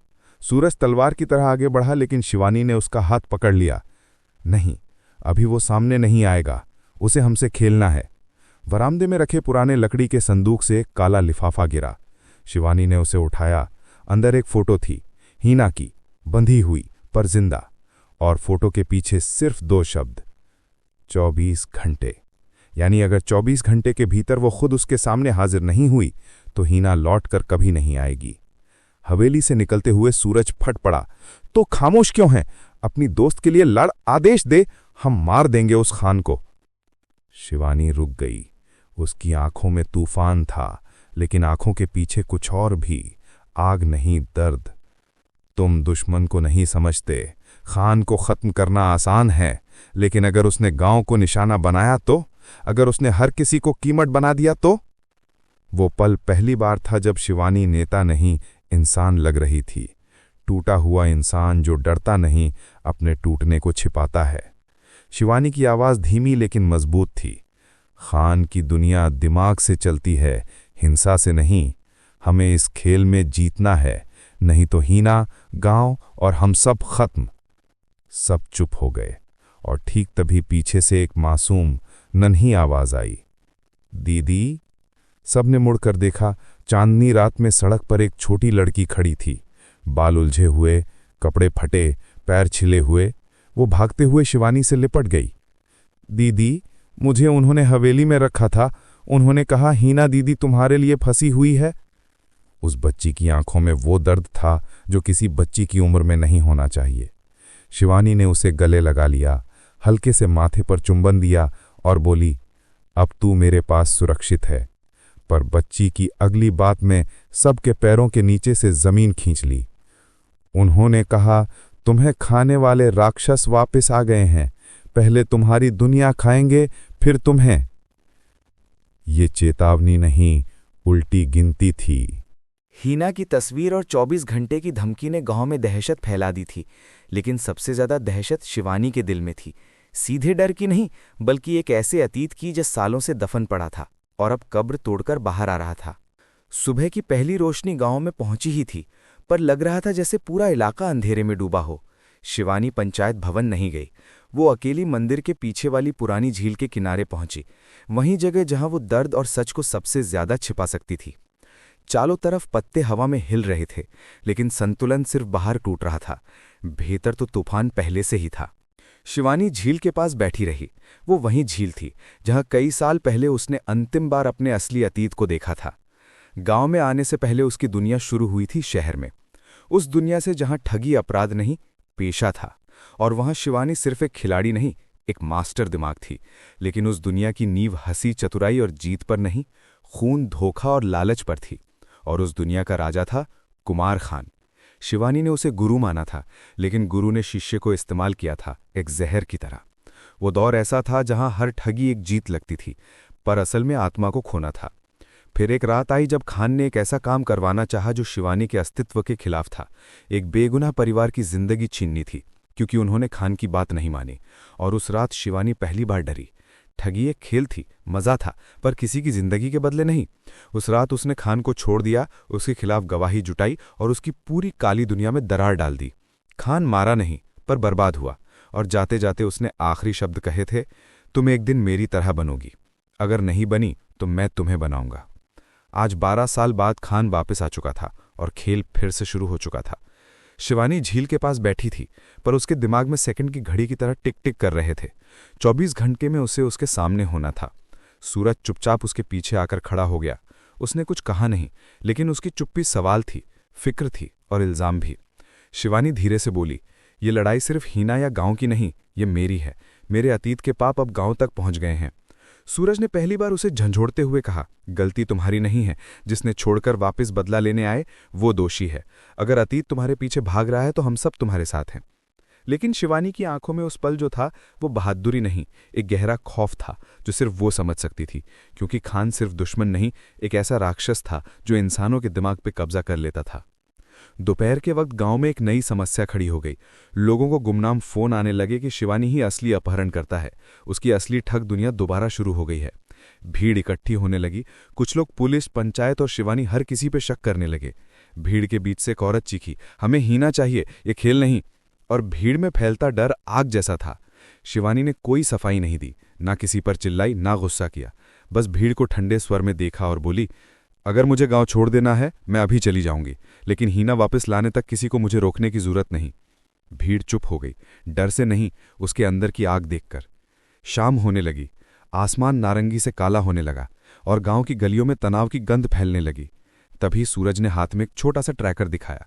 वही चूड़ी के अंदर था जो हवेली में टंगी थी। खान ने गलती की थी, बस इतनी सी जानकारी से उसका पहला ठिकाना मिल सकता था। शिवानी ने बिना समय गवाए बाइक उठाई और अकेले निकल पड़ी। सब पीछे चिल्लाते रह गए। तेज हवा उसके चेहरे पे लग रही थी, लेकिन उसके दिमाग में बस एक वाक्य गूंज रहा था, हीना जिंदा है अभी। ट्रैकर एक पुराने सुनसान रेलवे स्टेशन पर जाके बंद हो गया। स्टेशन का बोर्ड टूटा हुआ था, लाइटें बुझी हुई थी, गाड़ियां सालों से नहीं रुकी थी, पर किसी की मौजूदगी साफ महसूस हो रही थी। वहां एक बूढ़ा आदमी चाय बेचते हुए मिला, अकेला, कमजोर, पर उसकी आंखें किसी आम इंसान की नहीं थीं। वो शिवानी के पास झुककर फुसफुसाया, उसे वहीं ढूंढो जहां नफरत की शुरुआत हुई थी। और फिर मुस्कुराया, ऐसी मुस्कुराहट जैसे कोई सच्चाई बताकर जाल में फंसा रहा हो। शिवानी समझ गई ये खान का आदमी था और यह संकेत जाल भी हो सकता था, लेकिन उसके पास रास्ता बदलने का समय नहीं था। लौटते वक्त शिवानी को बाइक रोकनी पड़ी क्योंकि सड़क के बीच एक काला वाहन खड़ा था। 4 हथियारबंद लोग उतरे और उसके सामने रास्ता रोका। शिवानी ने लड़ने के लिए कोई हथियार नहीं उठाया, बस मुस्कुराई और बोली, मैं जानती हूं यहां तो मुझे पकड़ने आए हो, लेकिन अगर खान मुझसे अकेले नहीं लड़ सकता तो उसे क्या कहते हैं पता है? कायर। उन चारों ने हमले के लिए हाथ उठाए ही थे कि झाड़ियों के पीछे से पत्थर, हथियार और डंडों के साथ गांव के लड़के और औरतें निकल आए। वीरू और गांव के नौजवान चुपके से शिवानी के पीछे आए थे। लड़ाई छिड़ गई। कुछ मिनटों में काले वाहन वाले सब भाग गए, पर जाते जाते एक चिट्ठी फेंक गए। उस पर लिखा था, तू भाग सकती है, लड़ सकती है, पर वक्त से नहीं जीत सकती। आधी रात, वही जगह। वही जगह? शिवानी के चेहरे पे खून जम गया, क्योंकि वही जगह का मतलब सिर्फ एक ही था, उस शहर की अपराध दुनिया की पहली रात, जहां उसने पहली बार खान के खिलाफ कदम उठाया था। खान उसे अपने अतीत के बीच खींचकर लेकर जा रहा था। ये चाल हीना के लिए नहीं, शिवानी को गिराने के लिए थी। रात आधी होने में बस कुछ घंटे बचे थे और अब 2 सच साफ हो चुके थे। पहला, खान हीना को चोट नहीं पहुंचाएगा जब तक शिवानी उससे मिलने नहीं आती, लेकिन मिलने गई तो शिवानी शायद वापस ना आए, और शिवानी के अंदर की आग ने फैसला कर लिया, ये खत्म होगा किसी एक के साथ। शाम धीरे धीरे रात में बदल रही थी, लेकिन हवाओं में एक अजीब बेचैनी तैर रही थी। गांव पर जैसे कोई भारी साया लटक गया हो। चौपाल पर बैठे बुजुर्ग भी इस बार जोर जोर से बातें नहीं कर रहे थे, बल्कि धीमे स्वर में कानाफूसी कर रहे थे, मानो कोई डर उन्हें चुप करा रहा हो। तभी मंदिर के बड़े पीपल के पेड़ के नीचे से एक छाया गुजरते दिखी और सबकी नजरें उस ओर टिक गई। पर छाया इतनी तेज थी कि कोई पहचान नहीं पाया। किसी ने आगे बढ़कर टटोलने की हिम्मत नहीं की। हर चेहरे पर सवाल था, आगे क्या होने वाला है? उसी रात ठाकुर हवेली के अंदर का माहौल भी बदला बदला था। राजा उसकी गहरी सोच में डूबा बैठा था। उसके कमरे में बिखरे कागज, नक्शे और गैदर्ड खुफिया सुराग साफ इशारा कर रहे थे कि अब वो पीछे हटने वाला नहीं। लेकिन उसके चेहरे पर पहली बार हल्का सा डर भी दिखा। डर हार का नहीं, बल्कि उस मॉन्स्टर जैसी सच्चाई का जो धीरे धीरे खुल रही थी। तभी दरवाजे पर हल्की दस्तक हुई।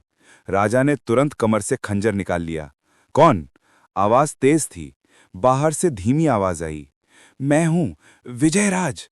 कमरे का माहौल अचानक तनाव से भर गया। विजयराज भीतर आया तो उसकी आंखें पहले से ज्यादा लाल और बेचैन लग रही थीं। उसने धीमी आवाज में कहा, मुझे यकीन हो गया है, हमारे सोचने से कहीं ज्यादा बड़ा खेल चल रहा है। राजा ने माथे पर बल डालते हुए पूछा, मतलब? विजयराज ने कांपती आवाज में बताया कि उसने हवेली के पुराने तहखाने में एक पुरानी डायरी खोजी है। एक गंदी, फटी और धूल से भरी डायरी, लेकिन उसके अंदर लिखे राज किसी की भी नींद उड़ा देने वाले थे। राजा ने डायरी हाथ में ली और जैसे जैसे पन्ने पलटता गया, चेहरे का रंग बदलता गया। डर, गुस्सा, हैरानी सब एक एक कर उभरते गए।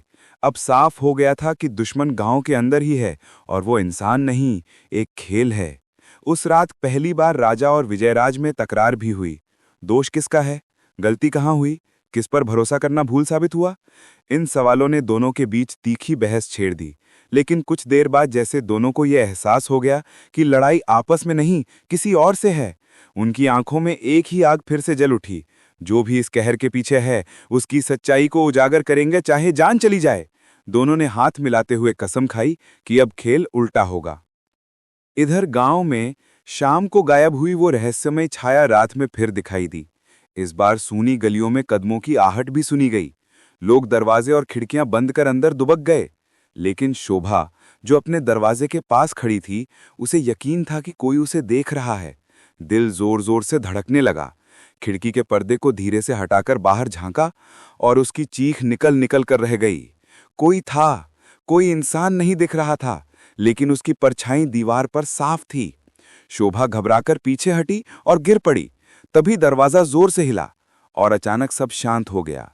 उसने कांपते हाथों से दिया उठाकर दरवाजा खोला, पर बाहर कोई नहीं, सिर्फ जमीन पर पड़ा एक छोटा सा कागज।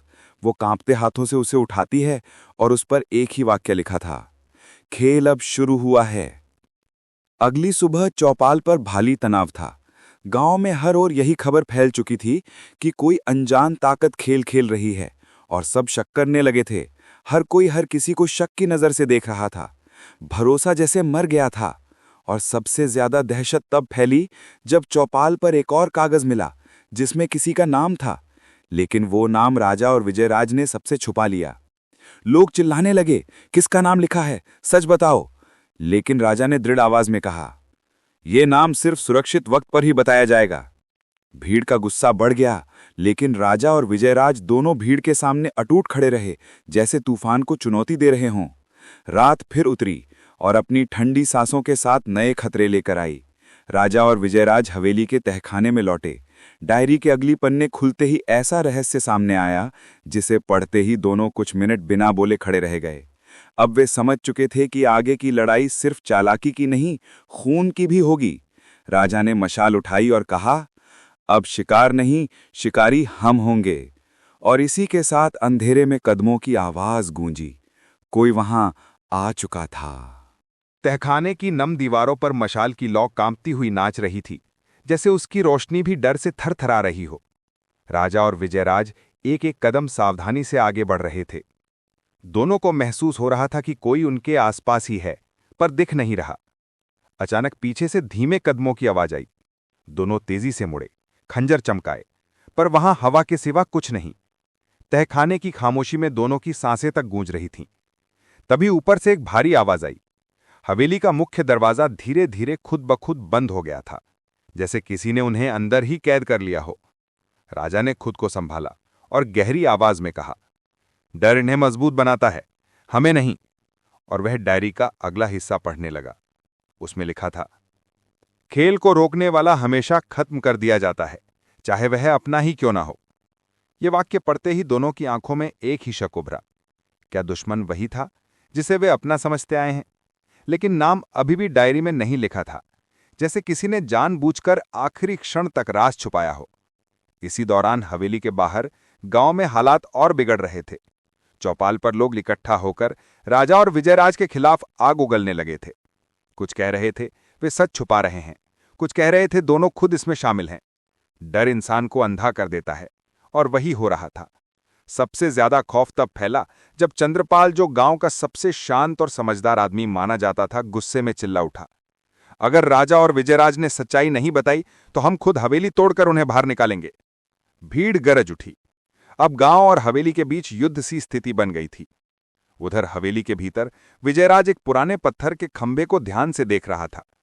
उसकी सतह पर उकेरी गई आकृतियां कुछ इशारा कर रही थीं। उसने मशाल पास ले जाकर देखा। वहां एक बहुत छोटा लेकिन बेहद गहरा कट लगा हुआ था, जैसे किसी तलवार ने उसे वर्षों पहले बनाया हो। राजा ने भी गौर से देखा। यह कट वंश से जुड़ा कोई निशान था। इसका मतलब साफ था, धोखा बाहर वाले ने नहीं दिया, किसी खून के अपने ने दिया था। इसी पल तहखाने की दीवार पर रखे लोहे के दरवाजे से धीरे धीरे दस्तक हुई। अंदर कोई था और दीवार के दूसरी तरफ से एक भारी ठंडी आवाज आई, तुम देर कर रहे हो, मैं इंतजार में हूं। दोनों के रोंगटे खड़े हो गए। आवाज इतनी तेज नहीं थी, लेकिन उसमें ऐसा विष था जिससे हिम्मत भी कांप जाए। राजा ने दरवाजा खोलने की कोशिश की, लेकिन वह जरा भी नहीं हिला, जैसे वह आवाज चाहती ही नहीं थी कि दरवाजा अभी खुले। विजयराज ने तलवार दीवार पर दे मारी और गुर्राया, कौन है तू? जवाब आया, वह जिसे तुमने हमेशा अपना समझा। और फिर सन्नाटा। तभी बाहर से भीड़ का शोर और निकट आता गया। लोग मशाले लिए हवेली की ओर बढ़ रहे थे। राजा को एहसास हुआ कि अब लड़ाई सिर्फ दुश्मन से नहीं, गांव वालों के गलत भरोसे से भी है। अगर वो डायरी की सच्चाई नहीं निकाल पाए तो वे खुद इस रहस्यमय खेल के शिकार बन जाएंगे। राजा ने विजयराज से कहा, हमें ऊपर जाना होगा, भीड़ को शांत करना होगा, नहीं तो असली दुश्मन बच निकलेगा। विजयराज ने सिर हिलाया, पर जाते जाते उसने डायरी के आखिरी कुछ पन्ने साथ रख लिए, क्योंकि उन्हें महसूस हो रहा था कि आने वाले क्षणों में यही जीवन और मौत का अंतर तय करेंगे। जैसे ही दोनों तहखाने से बाहर आए, हवेली का मुख्य दरवाजा जोर से खुला, जैसे कोई उन्हें बाहर ढकेल रहा हो। और बाहर सैकड़ों गांव वाले खड़े थे, हाथों में लाठियां और मशाले लिए। कोई राजा को गद्दार कह रहा था, कोई विजयराज को झूठा। हवा में नफरत की बदबू फैल गई थी। दोनों ने आगे बढ़कर भीड़ को शांत करने की कोशिश की, लेकिन हर आवाज गुस्से के शोर में डूब रही थी। तभी भीड़ के बीच से किसी ने एक पत्थर राजा की ओर उछाला और उसके माथे पर लगा। खून बह निकला। विजयराज उसे थामने आगे बढ़ा, लेकिन राजा ने उसका हाथ रोक दिया। पीछे हटने से सच नहीं बचेगा, राजा ने ऊंची आवाज में कहा।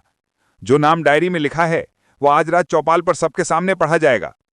भीड़ चुप हो गई, जैसे हर किसी की सांस रुक गई हो। लेकिन तभी अचानक भीड़ के बिल्कुल पीछे से किसी ने एक तीर छोड़ा, सीधा राजा की ओर। विजयराज ने कूदकर उसे बचाया और तीर उसके कंधे में घुस गया। भीड़ अफरा तफरी में भागने लगी। कोई तीर चलाने वाले को खोज रहा था, पर वह गायब हो चुका था, हमेशा की तरह छाया में। राजा ने बुरी तरह घायल विजयराज को संभाला और धीरे से बोला, हम सही दिशा में बढ़ रहे हैं। तभी वे घबरा रहे हैं। लेकिन अगले ही पल हवेली के दरवाजे पर कोई पहले से खड़ा था।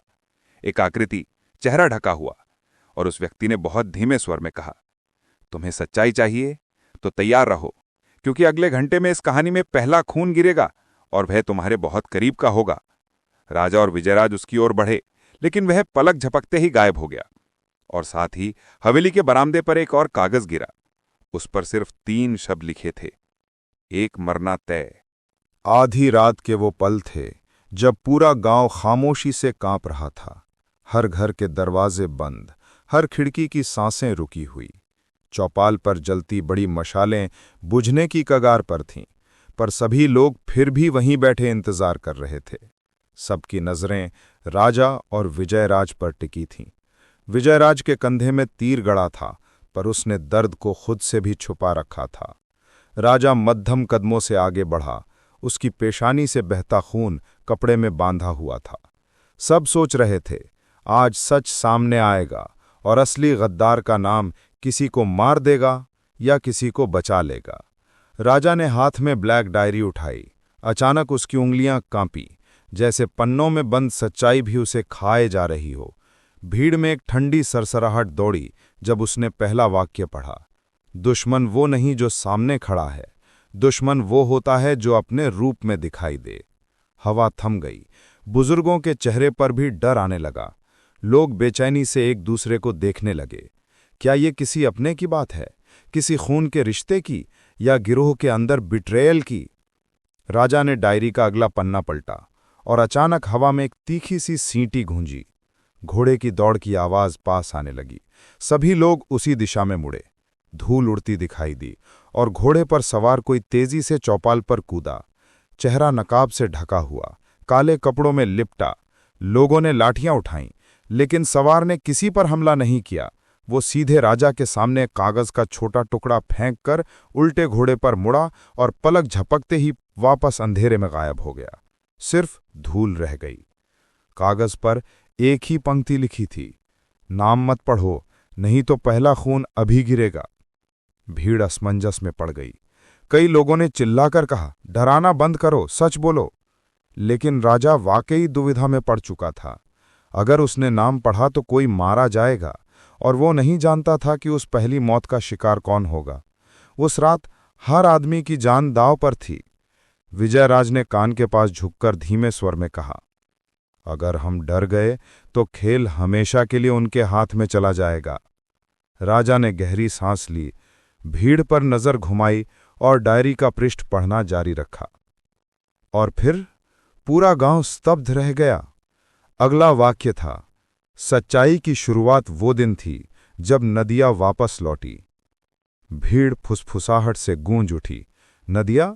वही नदिया जो बचपन में गायब हो गई थी, वही जो हर किसी को लगा था मर चुकी है। क्या वो जिंदा है? और क्या वही दुश्मनों में शामिल है? सवालों के बीच अचानक एक महिला की चीख चौपाल से आई, नदिया जिंदा है, मैं उसे देख चुकी हूं। सबको झटका लगा। वो बूढ़ी महिला गांव के किनारे रहने वाली थी, जो आमतौर पर किसी की बात में नहीं पड़ती थी। उसने हांफते हुए कहा, वो पिछली रात मेरे घर के बाहर खड़ी थी, मैंने उसे पहचाना, उसकी आंखें हूबहू वही। चौपाल में बिजली सी दौड़ गई। भावनाएं टूटकर डर में बदलने लगीं। कोई कह रहा था नदिया अब ठगों की महारानी का हिस्सा है, कोई कह रहा था वही ठगों की असली महारानी है जिसे नाम बदलकर सबने छुपा रखा था। इस अफवाह का समंदर इतना तेज बहा कि राजा को नियंत्रण में रखना मुश्किल हो गया। उसी अफरा तफरी में डायरी विजयराज के हाथ से गिर गई। भीड़ के कुछ लोगों ने उस पर झपट्टा मारा, पर राजा गर्जना करते हुए आगे आया, जिसके हाथ में ये डायरी होगी आज रात वही मरेगा। इतनी दृढ़ आवाज कि पूरा चौपाल जैसे पत्थर बन गया। सब रुक गए, क्योंकि मौत की गंध पहले ही हवा में व्याप्त थी। इसी पल हवा में फिर वही सींटी गूंजी, वही जो घोड़े वाले से आई थी। लेकिन इस बार कोई घोड़ा नहीं, कोई आदमी नहीं, सिर्फ एक तीर आया, और इस बार उसका निशाना और भी गहरा था। तीर उड़ता हुआ आया और सीधा चौपाल के बीच बंधी मशाल से टकराया। मशाल गिरते ही आग चारों तरफ फैलने लगी। भीड़ पागलों की तरह भागने लगी। रात चीखों से भर गई। अराजकता में किसी ने राजा को धक्का दिया, किसी ने विजयराज को गिरा दिया, और उसी उथल पुथल में भीड़ के बीच किसी ने चीख कर कहा, राजा झूठा है, असली गद्दार वही है। रात ने अपने दामन में जंग को और भी गहरा कर दिया। राजा और विजयराज किसी तरह हवेली की ओर भागने में सफल हुए। दोनों हाँफ रहे थे, खून से लथपथ, पर अभी जिंदा थे। हवेली के दरवाजे पर पहुंचते ही राजा रुका और ठंडी आवाज में बोला, डायरी कह रही थी कि पहला खून बहुत पास के व्यक्ति का होगा। इसका मतलब दुश्मन हमला करने से पहले हमारे सबसे करीबी को मारेगा। उसने कांपती आवाज में पूछा, हमारे सबसे करीबी कौन हैं? विजयराज का चेहरा पल भर में फीका पड़ गया। उसका दिल एक ही नाम की ओर दौड़ा, रूपा। राजा की धड़कनें भी एकदम रुक गईं। उसके मन में भी सिर्फ एक ही नाम कौंधा, शिखा। और डायरी की धमकी याद आई, पहला खून बहुत करीब का होगा। दोनों ने एक दूसरे की ओर देखा। बिना बोले ये समझ गए कि समय नहीं है। उन्होंने तलवारें उठाईं और दो अलग अलग दिशाओं में दौड़ पड़े, एक रूपा को बचाने के लिए और दूसरा शिखा को, क्योंकि आज रात पहली मौत होने वाली थी। रात गांव पर नहीं, किस्मत पर उतरी थी। दोनों तरफ खून चल रहा था, एक तरफ नफरत का, दूसरी तरफ डर का। लेकिन असली खून अभी गिरना बाकी था। राजा और विजयराज उस खून को रोकने के लिए अलग अलग रास्तों पर भाग रहे थे, जैसे दो जिंदगियां एक ही मौत से दौड़ लगा रही हों। विजयराज अंधेरी गलियों से गुजरते हुए रूपा के घर की तरफ दौड़ रहा था। उसका कंधा तीर से छलनी था, लेकिन दर्द उसे रोक नहीं पा रहा था। उसके पैरों की रफ्तार ऐसी थी जैसे मौत उसके पीछे ही सवार हो और वो उससे रूपा को छीनने के लिए आया हो। घर के पास पहुंचते ही उसे दरवाजा आधा खुला मिला, जैसे कोई जल्दबाजी में गया हो या वापस आया हो। अंदर शांति थी, मगर वही सबसे बड़ा डर था। विजयराज ने हिचकिचाए बिना दरवाजा धक्का देकर खोला। कमरे में अंधेरा घना था, पर उसे रूपा की हल्की महक महसूस हुई। वो वहीं है, या अभी अभी थी। उसने धीरे से पुकारा, रूपा। जवाब नहीं। वो कमरे के अंदर बढ़ा और अचानक उसके पैर किसी चीज से टकराए। वो झटके से झुका और देखा जमीन पर गिरी हुई कांच की चूड़ी का टूटा हुआ टुकड़ा। वो वही चूड़ी थी जो रूपा बिना उतारे नहीं रहती थी। उसका दिल जैसे किसी हथौड़े से कुचल गया। उसने कांपते हाथों से चूड़ी उठाई और उसी पल खिड़की के बाहर तेज कदमों की आवाज आई। कोई उसी के घर के पीछे से भाग रहा था। विजयराज पूरी ताकत से बाहर की ओर भागा। उधर राजा हवेली से सीधा शिखा के घर पहुंचा। वो सांसें टूटती हुई भागा जा रहा था। उसकी नजरें सिर्फ एक नाम पर अटकी थीं, शिखा। रास्ते भर उसके दिमाग में वही धमकी गूंजती रही, पहला खून बहुत पास का होगा। शिखा के घर पहुंचते ही राजा को दरवाजा मजबूती से बंद मिला। उसने दरवाजा कई बार खटखटाया, शिखा, दरवाजा खोलो जल्दी। लेकिन अंदर से कोई आवाज नहीं। राजा का दिल डूबने लगा। उसने पूरी ताकत से दरवाजा तोड़ दिया। लकड़ी चटक कर खुल गई। कमरे में सन्नाटा था, इतना गहरा कि कानों में दर्द हो। उसने धीरे से पुकारा, शिखा, लेकिन उसे केवल हवा का जवाब मिला। अचानक उसे मेज पर रखी लाल चुनरी दिखाई दी, वही चुनरी जिसे शिखा आखिरी बार पहनकर गई थी। राजा ने उसे अपने हाथों में लिया, पर उसी क्षण पीछे से दरवाजा अपने आप जोर से बंद हो गया। राजा पलटा, कोई दिखाई नहीं दिया। कमरे में कोई और मौजूद था या अभी अभी गया था, इसका एहसास जैसे दीवारों से होकर उसकी त्वचा में चुभ गया। इसी पल गांव के बीच में स्थित पुराना मंदिर अचानक जोर से घंटियों की आवाज से गूंज उठा, जबकि रात के इस समय वहां कोई नहीं होता। आवाज इतनी तेज, इतनी भयावह कि पूरे गांव की दीवारें तक कपकपाने लगीं। ऐसा लगा जैसे किसी ने जानबूझकर ध्यान खींचने के लिए मंदिर की घंटियां बजाई हों। राजा और विजयराज अलग अलग दिशाओं में दौड़ रहे थे, लेकिन दोनों ने घंटियों की आवाज सुनी। दोनों ने समझ लिया, जाल मंदिर में बिछा है और शायद वहीं पहला खून गिरने वाला है। उधर मंदिर में किसी ने घी के दिए जला रखे थे। रोशनी बेहद हल्की थी, पर माहौल मौत सा। मंदिर के बीच में दो आकृतियां खड़ी थीं, आंखें बंद, हाथ बंधे हुए, जैसे बेहोश। लेकिन वो दोनों कौन थीं, इसका पता मशाल की मध्यम रोशनी से भी नहीं चल रहा था। विजयराज मंदिर के पिछले रास्ते से घुसा, राजा मुख्य द्वार से। दोनों को लगा दुश्मन ने सब कुछ पहले से सोचा है, क्योंकि मंदिर के बीचों बीच जमीन पर ब्लैक डायरी का वही पन्ना रखा था जिसमें लिखा था, एक मरना तय। और तभी दोनों ने उन दो बंधी आकृतियों को देखा। एक तरफ रूपा, दूसरी तरफ शिखा, दोनों बेहोश, और उनके ऊपर एक एक तेज धार वाली तलवार रस्सी से बंधी हुई, बिल्कुल सर के ऊपर झूलती हुई। बस एक रस्सी कटे और किसी एक का सिर धड़ से अलग। राजा और विजयराज वहीं जम गए, जैसे पैरों में जंजीरें बंध गई हों। कोई भी आगे एक कदम नहीं बढ़ा पा रहा था, क्योंकि तलवारें ऐसे लटकी थी कि जरा सी हलचल रस्सी को हिला सकती थी। तभी मंदिर की छत पर से एक धीमी, जहरीली आवाज तैरकर आई, दोनों को बचाना संभव नहीं, चुनाव तुम्हें करना होगा। राजा चीख पड़ा, सामने आ! पर जवाब आया, खेल इंसाफ का है, इसमें चेहरे नहीं दिखते, फैसले दिखते हैं। और तभी दोनों तलवारों को पकड़ने वाली रस्सी खुद ब खुद धीरे धीरे ढीली होने लगी। धीमे, लेकिन इतना कि दिल की हर धड़कन सजा जैसे लगे। राजा और विजयराज ने एक दूसरे की ओर देखा। उनकी आंखों में सवाल एक ही था, हम किसे बचाएं, किसे मरने दें? पर अब रस्सी और ढीली हो रही थी, समय खत्म हो रहा था, और आवाज फिर गूंजी, पहला खून अभी। और अगले ही पल राजा और विजयराज ने एक साथ छलांग लगाई, एक रूपा की ओर, दूसरा शिखा की तरफ। और जैसे ही उन्होंने छलांग लगाई, मंदिर की सारी रोशनियां बुझ गईं। सिर्फ एक शब्द हवा में गूंजा, ऐसा कौन बचा और कौन गया? मंदिर की जलती मशालें जब अचानक बुझीं, तो हवा में एक ऐसी खामोशी उतर आई जिसकी आवाज तक सुनी जा सकती थी। अगले ही पल तलवार की टक्कर की भयानक आवाज गूंजी, और जमीन पर गिरी गर्म खून की बूंदों की आवाज ने रात को दो हिस्सों में बांट दिया। धुएं, धड़कनों और अंधकार के बीच ये बताना असंभव था कि किसे बचाया गया और किसका अंत हुआ। अंधेरे में पहले विजयराज की कराहने की आवाज आई, फिर राजा की भारी सांसें सुनाई दीं। धीरे धीरे मंदिर में एक दिया फिर से जल उठा। पता नहीं किसने, कैसे, लेकिन उसी कमजोर रोशनी में नतीजा दिखाई दिया। विजयराज रूपा पर गिरा हुआ था, अपनी पीठ पर तलवार का पूरा वार झेलकर। उसने रस्सी टूटते ही रूपा को बचा लिया था, लेकिन उसके खुद के कंधे और पीठ पर गहरा कट लगा था। खून उसकी शर्ट को लाल कर चुका था, लेकिन रूपा जीवित थी, बेहोश लेकिन सुरक्षित।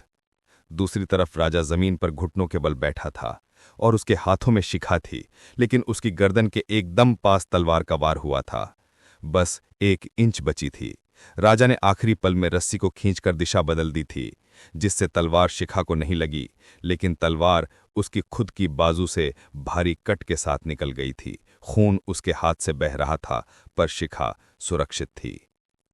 दोनों ने अपने सबसे करीबी को बचा लिया था, लेकिन दुश्मन ने इन्हें माफ नहीं किया। मंदिर की दीवारों पर धीमी धीमी ठक ठक की आवाज गूंजने लगी, जैसे कोई ताली बजा रहा हो।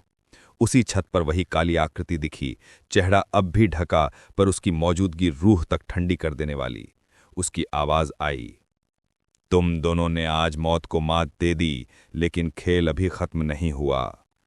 राजा ने गुर्रा कर कहा, तू सामने क्यों नहीं आता, नाम क्यों नहीं बताता? आकृति बोली, क्योंकि राज की कीमत मौत है, और जिसे राज पता चल जाएगा वो जिंदा नहीं बचेगा। उसने हवा में कुछ फेंका।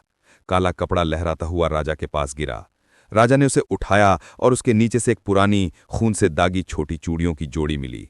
राजा सिहर गया। ये चूड़ियां नदिया की थीं, यानी उस रात बूढ़ी महिला ने झूठ नहीं कहा था। नदिया सच में जिंदा है, और शायद वो ठगों की महलानी का हिस्सा है, या उससे भी भयंकर कुछ।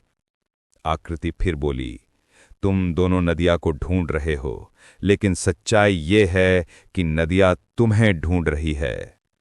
और अचानक उसका शरीर धुंध की तरह गायब हो गया। मंदिर में फिर अंधेरा फैला, बस चारों तरफ तेज सांसों की आवाजें थीं। राजा ने शिखा को संभाला।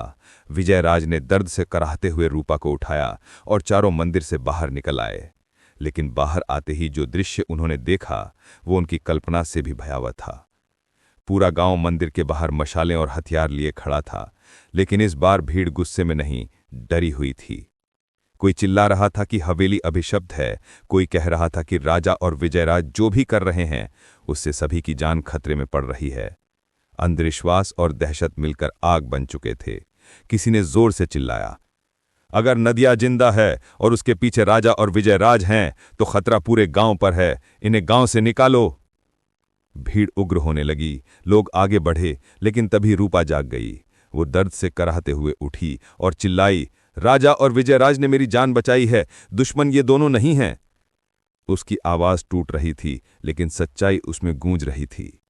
भीड़ कुछ पल के लिए रुक गई, पर डर इतना बड़ा था कि लोग पूरी तरह से शांत नहीं हुए। तभी शिखा ने भी मुश्किल से कहा, इनके बिना हम सब मर जाएंगे।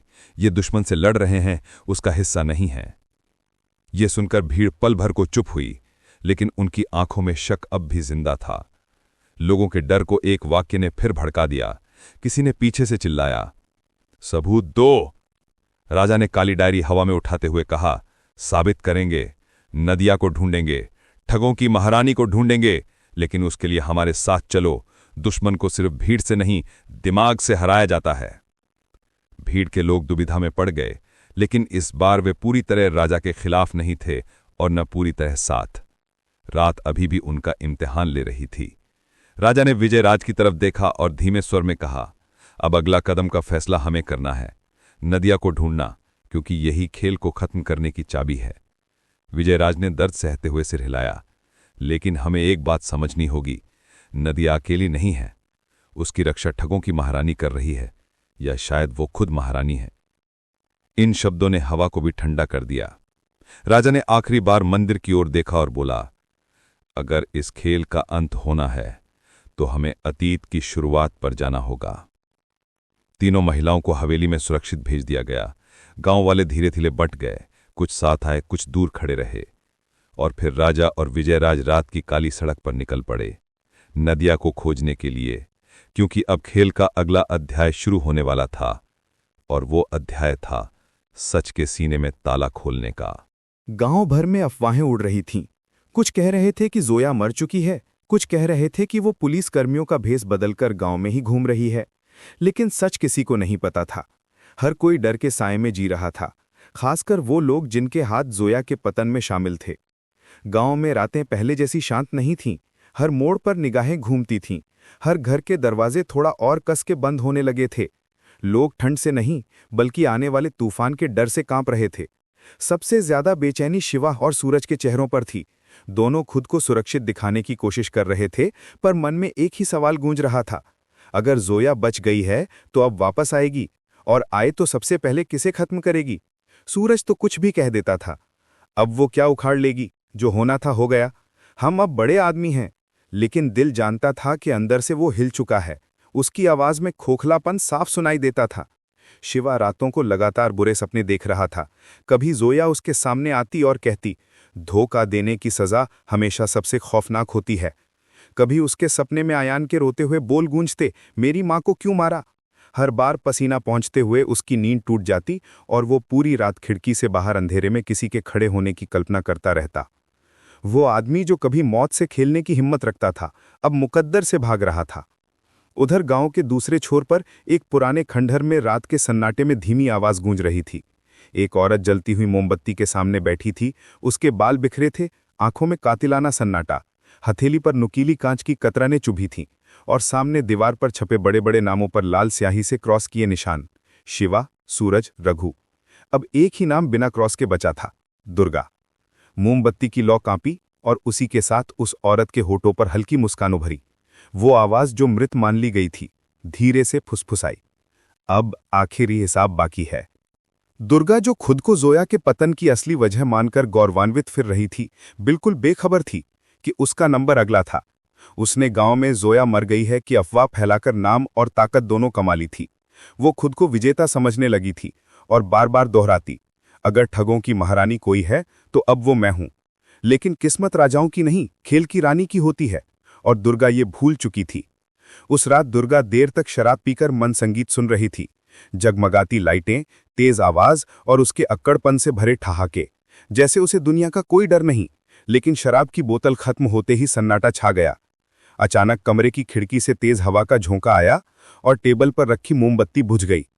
पहले तो उसने इसे मामूली समझकर हंस दिया, लेकिन तभी उसे लगा कोई उसके पीछे खड़ा है। उसने झटके से मुड़कर देखा, खाली कमरा।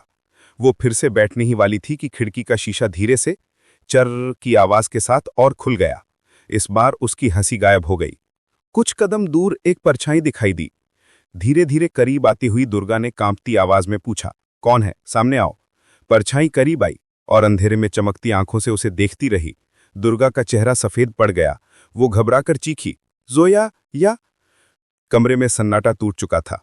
हर कदम की आवाज फर्श पर हथौड़े जैसी गूंज रही थी। परछाई और करीब आई और अब दुर्गा साफ देख पा रही थी। बदले से भरी आंखें, चेहरे पर आधे जलने के निशान और उंगली में चांदी का वही पुराना अंगूठी, ठगों की महारानी की पहचान वाली। उसी पल दुर्गा के पैर सुन्न हो गए। जोया की आवाज में कोई चीख नहीं थी, कोई गुस्सा नहीं था, सिर्फ पत्थर जैसा ठंडापन था। तुमने सोचा था खेल खत्म हो गया है? दुर्गा हकलाकर बोली, मैंने तो सिर्फ बचने की कोशिश की थी। जोया ने आंखें झुकाए बिना जवाब दिया, दुर्गा, धोखा कोई गलती नहीं होता, पाप होता है, और पाप का एक ही अंत होता है, सजा। उसके बाद एक चीख और कमरे में फिर वही सन्नाटा फैल गया। बाहर दूर कहीं कुत्तों के भौंकने की आवाज गूंजी, जैसे किसी ने जान लिया हो कि एक और इंसानी पाप मिटा दिया गया है। अब दुर्गा का नाम भी उस लिस्ट में लाल क्रॉस से काट दिया गया था। मोमबत्ती की लौ फिर जली और जोया ने धीमे से फुसफुसाया, अब दो बाकी हैं, शिवा और सूरज। असली हिसाब अब शुरू होगा। उसकी आंखें जीत की नहीं, तूफान की थीं। रात गहरी थी, लेकिन अब अंधेरा खुद कांप रहा था, क्योंकि ठगों की महारानी वापस आ चुकी थी और इस बार कोई दया नहीं लिखी थी उसके दिल में। दुर्गा की मौत के बाद गांव और ज्यादा खामोश हो गया था। लोग अब दिन में भी घर से निकलते हुए डरते थे। हर चर्चा का एक ही केंद्र था, कौन मार रहा है। कुछ लोग कह रहे थे कि ये बदले की कार्रवाई है, कुछ का कहना था कि ये सब सिर्फ अफवाहों का खेल है और असली हत्यारा कोई और है जो जोया के नाम का इस्तेमाल कर रहा है। लेकिन लोग सच से जितना भाग रहे थे, डर और बड़ा होता जा रहा था। अब तो हर दरवाजे के पीछे से फुसफुसाहट होती कि अगर वास्तव में जोया नौटी है तो अगला नंबर किसका होगा। शिवा और सूरज ने दुर्गा की मौत के बाद खुद को बचाने के लिए पुलिस से मदद लेने की सोची, लेकिन दोनों जानते थे कि पुलिस को सब कुछ बताना मतलब अपने गुनाहों का खुलासा करना। इसलिए उन्होंने अपने लिए बॉडीगार्ड रखे, हथियार खरीदे और दिन के उजाले में भी एक दूसरे को फोन करके यकीन दिलाते रहे कि हम साथ हैं तो कोई कुछ नहीं बिगाड़ सकता। मगर सच ये था कि उनके बीच अब भरोसा नहीं, सिर्फ डर था कि कहीं जोया पहले उसे न खत्म कर दे। एक दिन सूरज ने शराब के नशे में शिवा से कहा, अगर जोया जिंदा है ना तो तुम ही हो जिसने उसे बचाया होगा। तुमने मुझे मरवाने के लिए सारा गेम खेला है। शिवा तमतमा उठा, लेकिन उसकी आंखों में डर साफ था। मेरे पास भी शक करने के लाख बहाने हैं। पता नहीं तुमने खेल के अंदर खेल खेला हो। शब्द तीरों की तरह फेंके जा रहे थे, पर वे दोनों जानते थे कि वे एक दूसरे के दुश्मन नहीं, असली दुश्मन बाहर है, कोई जो अंधेरे से हर हरकत देख रहा है। उनकी पागलपन और डर की हद तब पार हो गई जब दोनों ने तय किया कि वे आखिरी बार मिलकर अतीत के उस गांव जाएंगे जहां पहली बार जोया से मुलाकात हुई थी। उन्हें उम्मीद थी कि शायद वहां कोई सुराग मिलेगा या कोई सुरक्षा, लेकिन असल में यह सफर उनकी किस्मत को आखिरी मोड़ देने वाला था।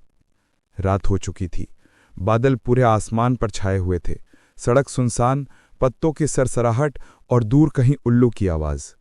सूरज अपनी कार लेकर शिवा को लेने पहुंचा। रास्ते में दोनों ने एक दूसरे की तरफ देखा भी नहीं, बस डर में बैठे रहे। लेकिन जैसे ही कार गांव के बाहर पुराने मंदिर के पास पहुंची, सड़क के किनारे खड़ी काली मोटरसाइकिल देखकर दोनों चौंक पड़े। हेलमेट उस पर रखा था, सीट पर एक लाल दुपट्टा पड़ा था, वही दुपट्टा जो जोया हमेशा उड़ा करती थी।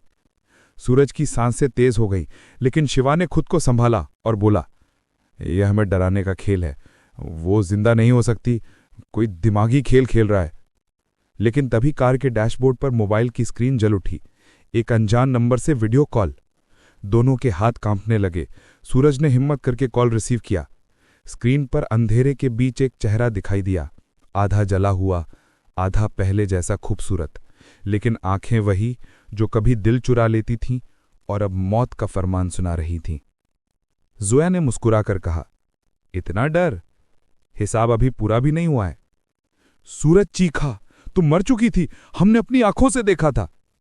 जोया ने ठंडी आवाज में जवाब दिया, तुमने जो देखा वही सच नहीं था, असली सच अब देखोगे। अचानक पास लगी स्ट्रीट लाइट टिमटिमाकर बुझ गई। चारों तरफ सन्नाटा, हवा जैसे अचानक भारी हो गई। दोनों ने महसूस किया कि कहीं बहुत पास कोई है, लेकिन इससे पहले कि वो कुछ समझ पाते, कार के शीशे पर किसी ने जोर से मुक्का मारा। धड़ाम! आवाज इतनी भयानक थी कि दोनों उछल पड़े। शीशे पर एक खून का धब्बा था और कच्चे कोयले से लिखा था, अगला नंबर किसका। सूरज कार स्टार्ट करके जान बचाने की कोशिश में तेजी से दौड़ा, लेकिन रास्ता बीच में टूटा हुआ था। कार फिसलकर पुराने कुएं के पास जाकर रुक गई। दोनों सांसें फूंकते हुए बाहर निकले और चारों तरफ देखने लगे। दूर बरगद के पेड़ के नीचे एक औरत काले कपड़ों में खड़ी थी, बिना हिले, बिना पलक झपकाए, जैसे कोई प्रतिमा हो। सूरज ने डर से बंदूक निकाली और चिल्लाया, आगे मत आना वरना गोली मार दूंगा। पर वो औरत वहीं खड़ी रही। शिवा ने कांपती आवाज में कहा, ये वो नहीं है, कुछ और है।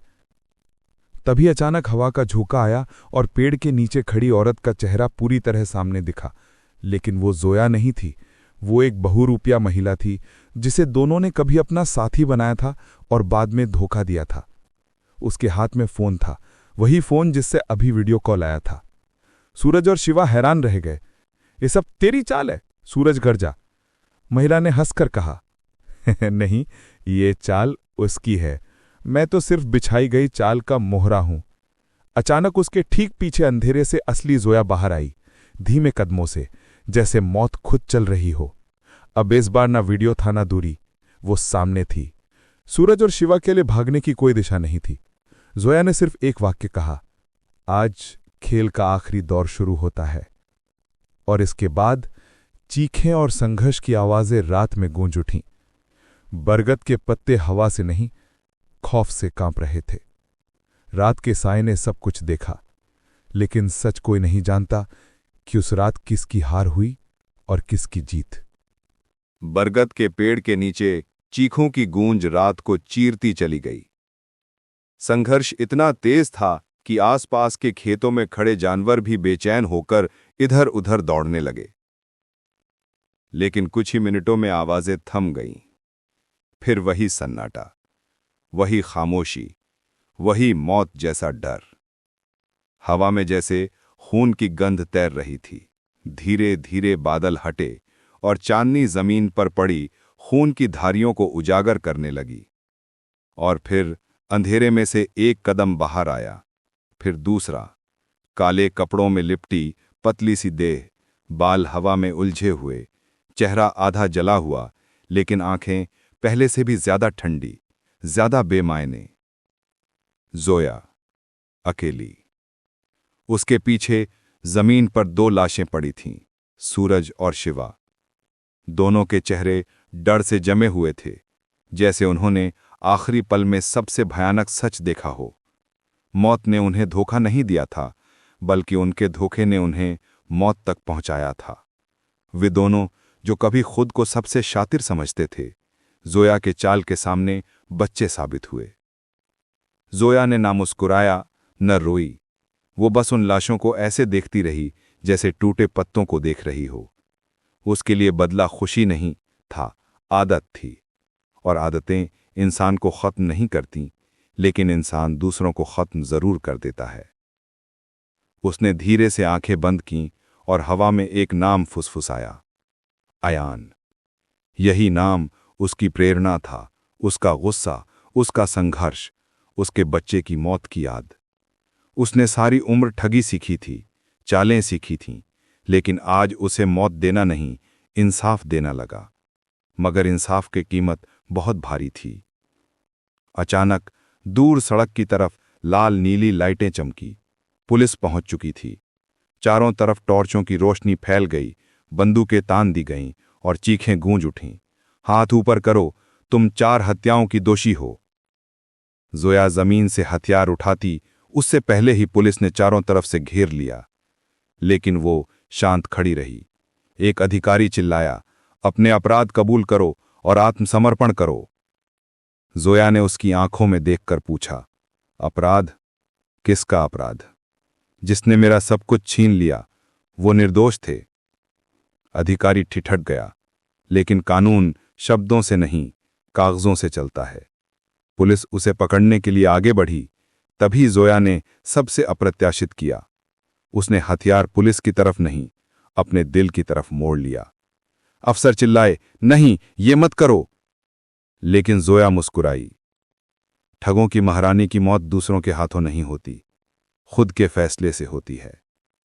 जोरदार आवाज और जोया जमीन पर गिर गई। खून धीमे धीमे उसके दुपट्टे में समा रहा था।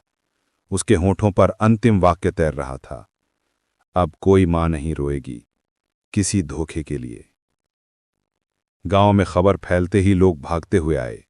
कुछ लोगों ने ताली बजाकर कहा, ठग मर गई, अच्छा हुआ। कुछ लोगों ने डर को मिटाते हुए राहत की सांस ली। लेकिन कुछ लोग जो उसके किए धोखे के शिकार रहे थे, चुपचाप खड़े रहे, क्योंकि उसके भीतर बुराई के साथ एक सच्चाई भी थी। कुछ महीनों बाद गांव के स्कूल के बाहर एक छोटा सा पत्थर रखा गया। उस पर कोई नाम नहीं लिखा था, सिर्फ एक वाक्य, अन्याय इंसान को ठग बनाता है और बदला इंसानियत को। लोग कहते हैं ठगों की महारानी मर गई, लेकिन कुछ कहते हैं कि वो मरी नहीं, सिर्फ कहानी बन गई।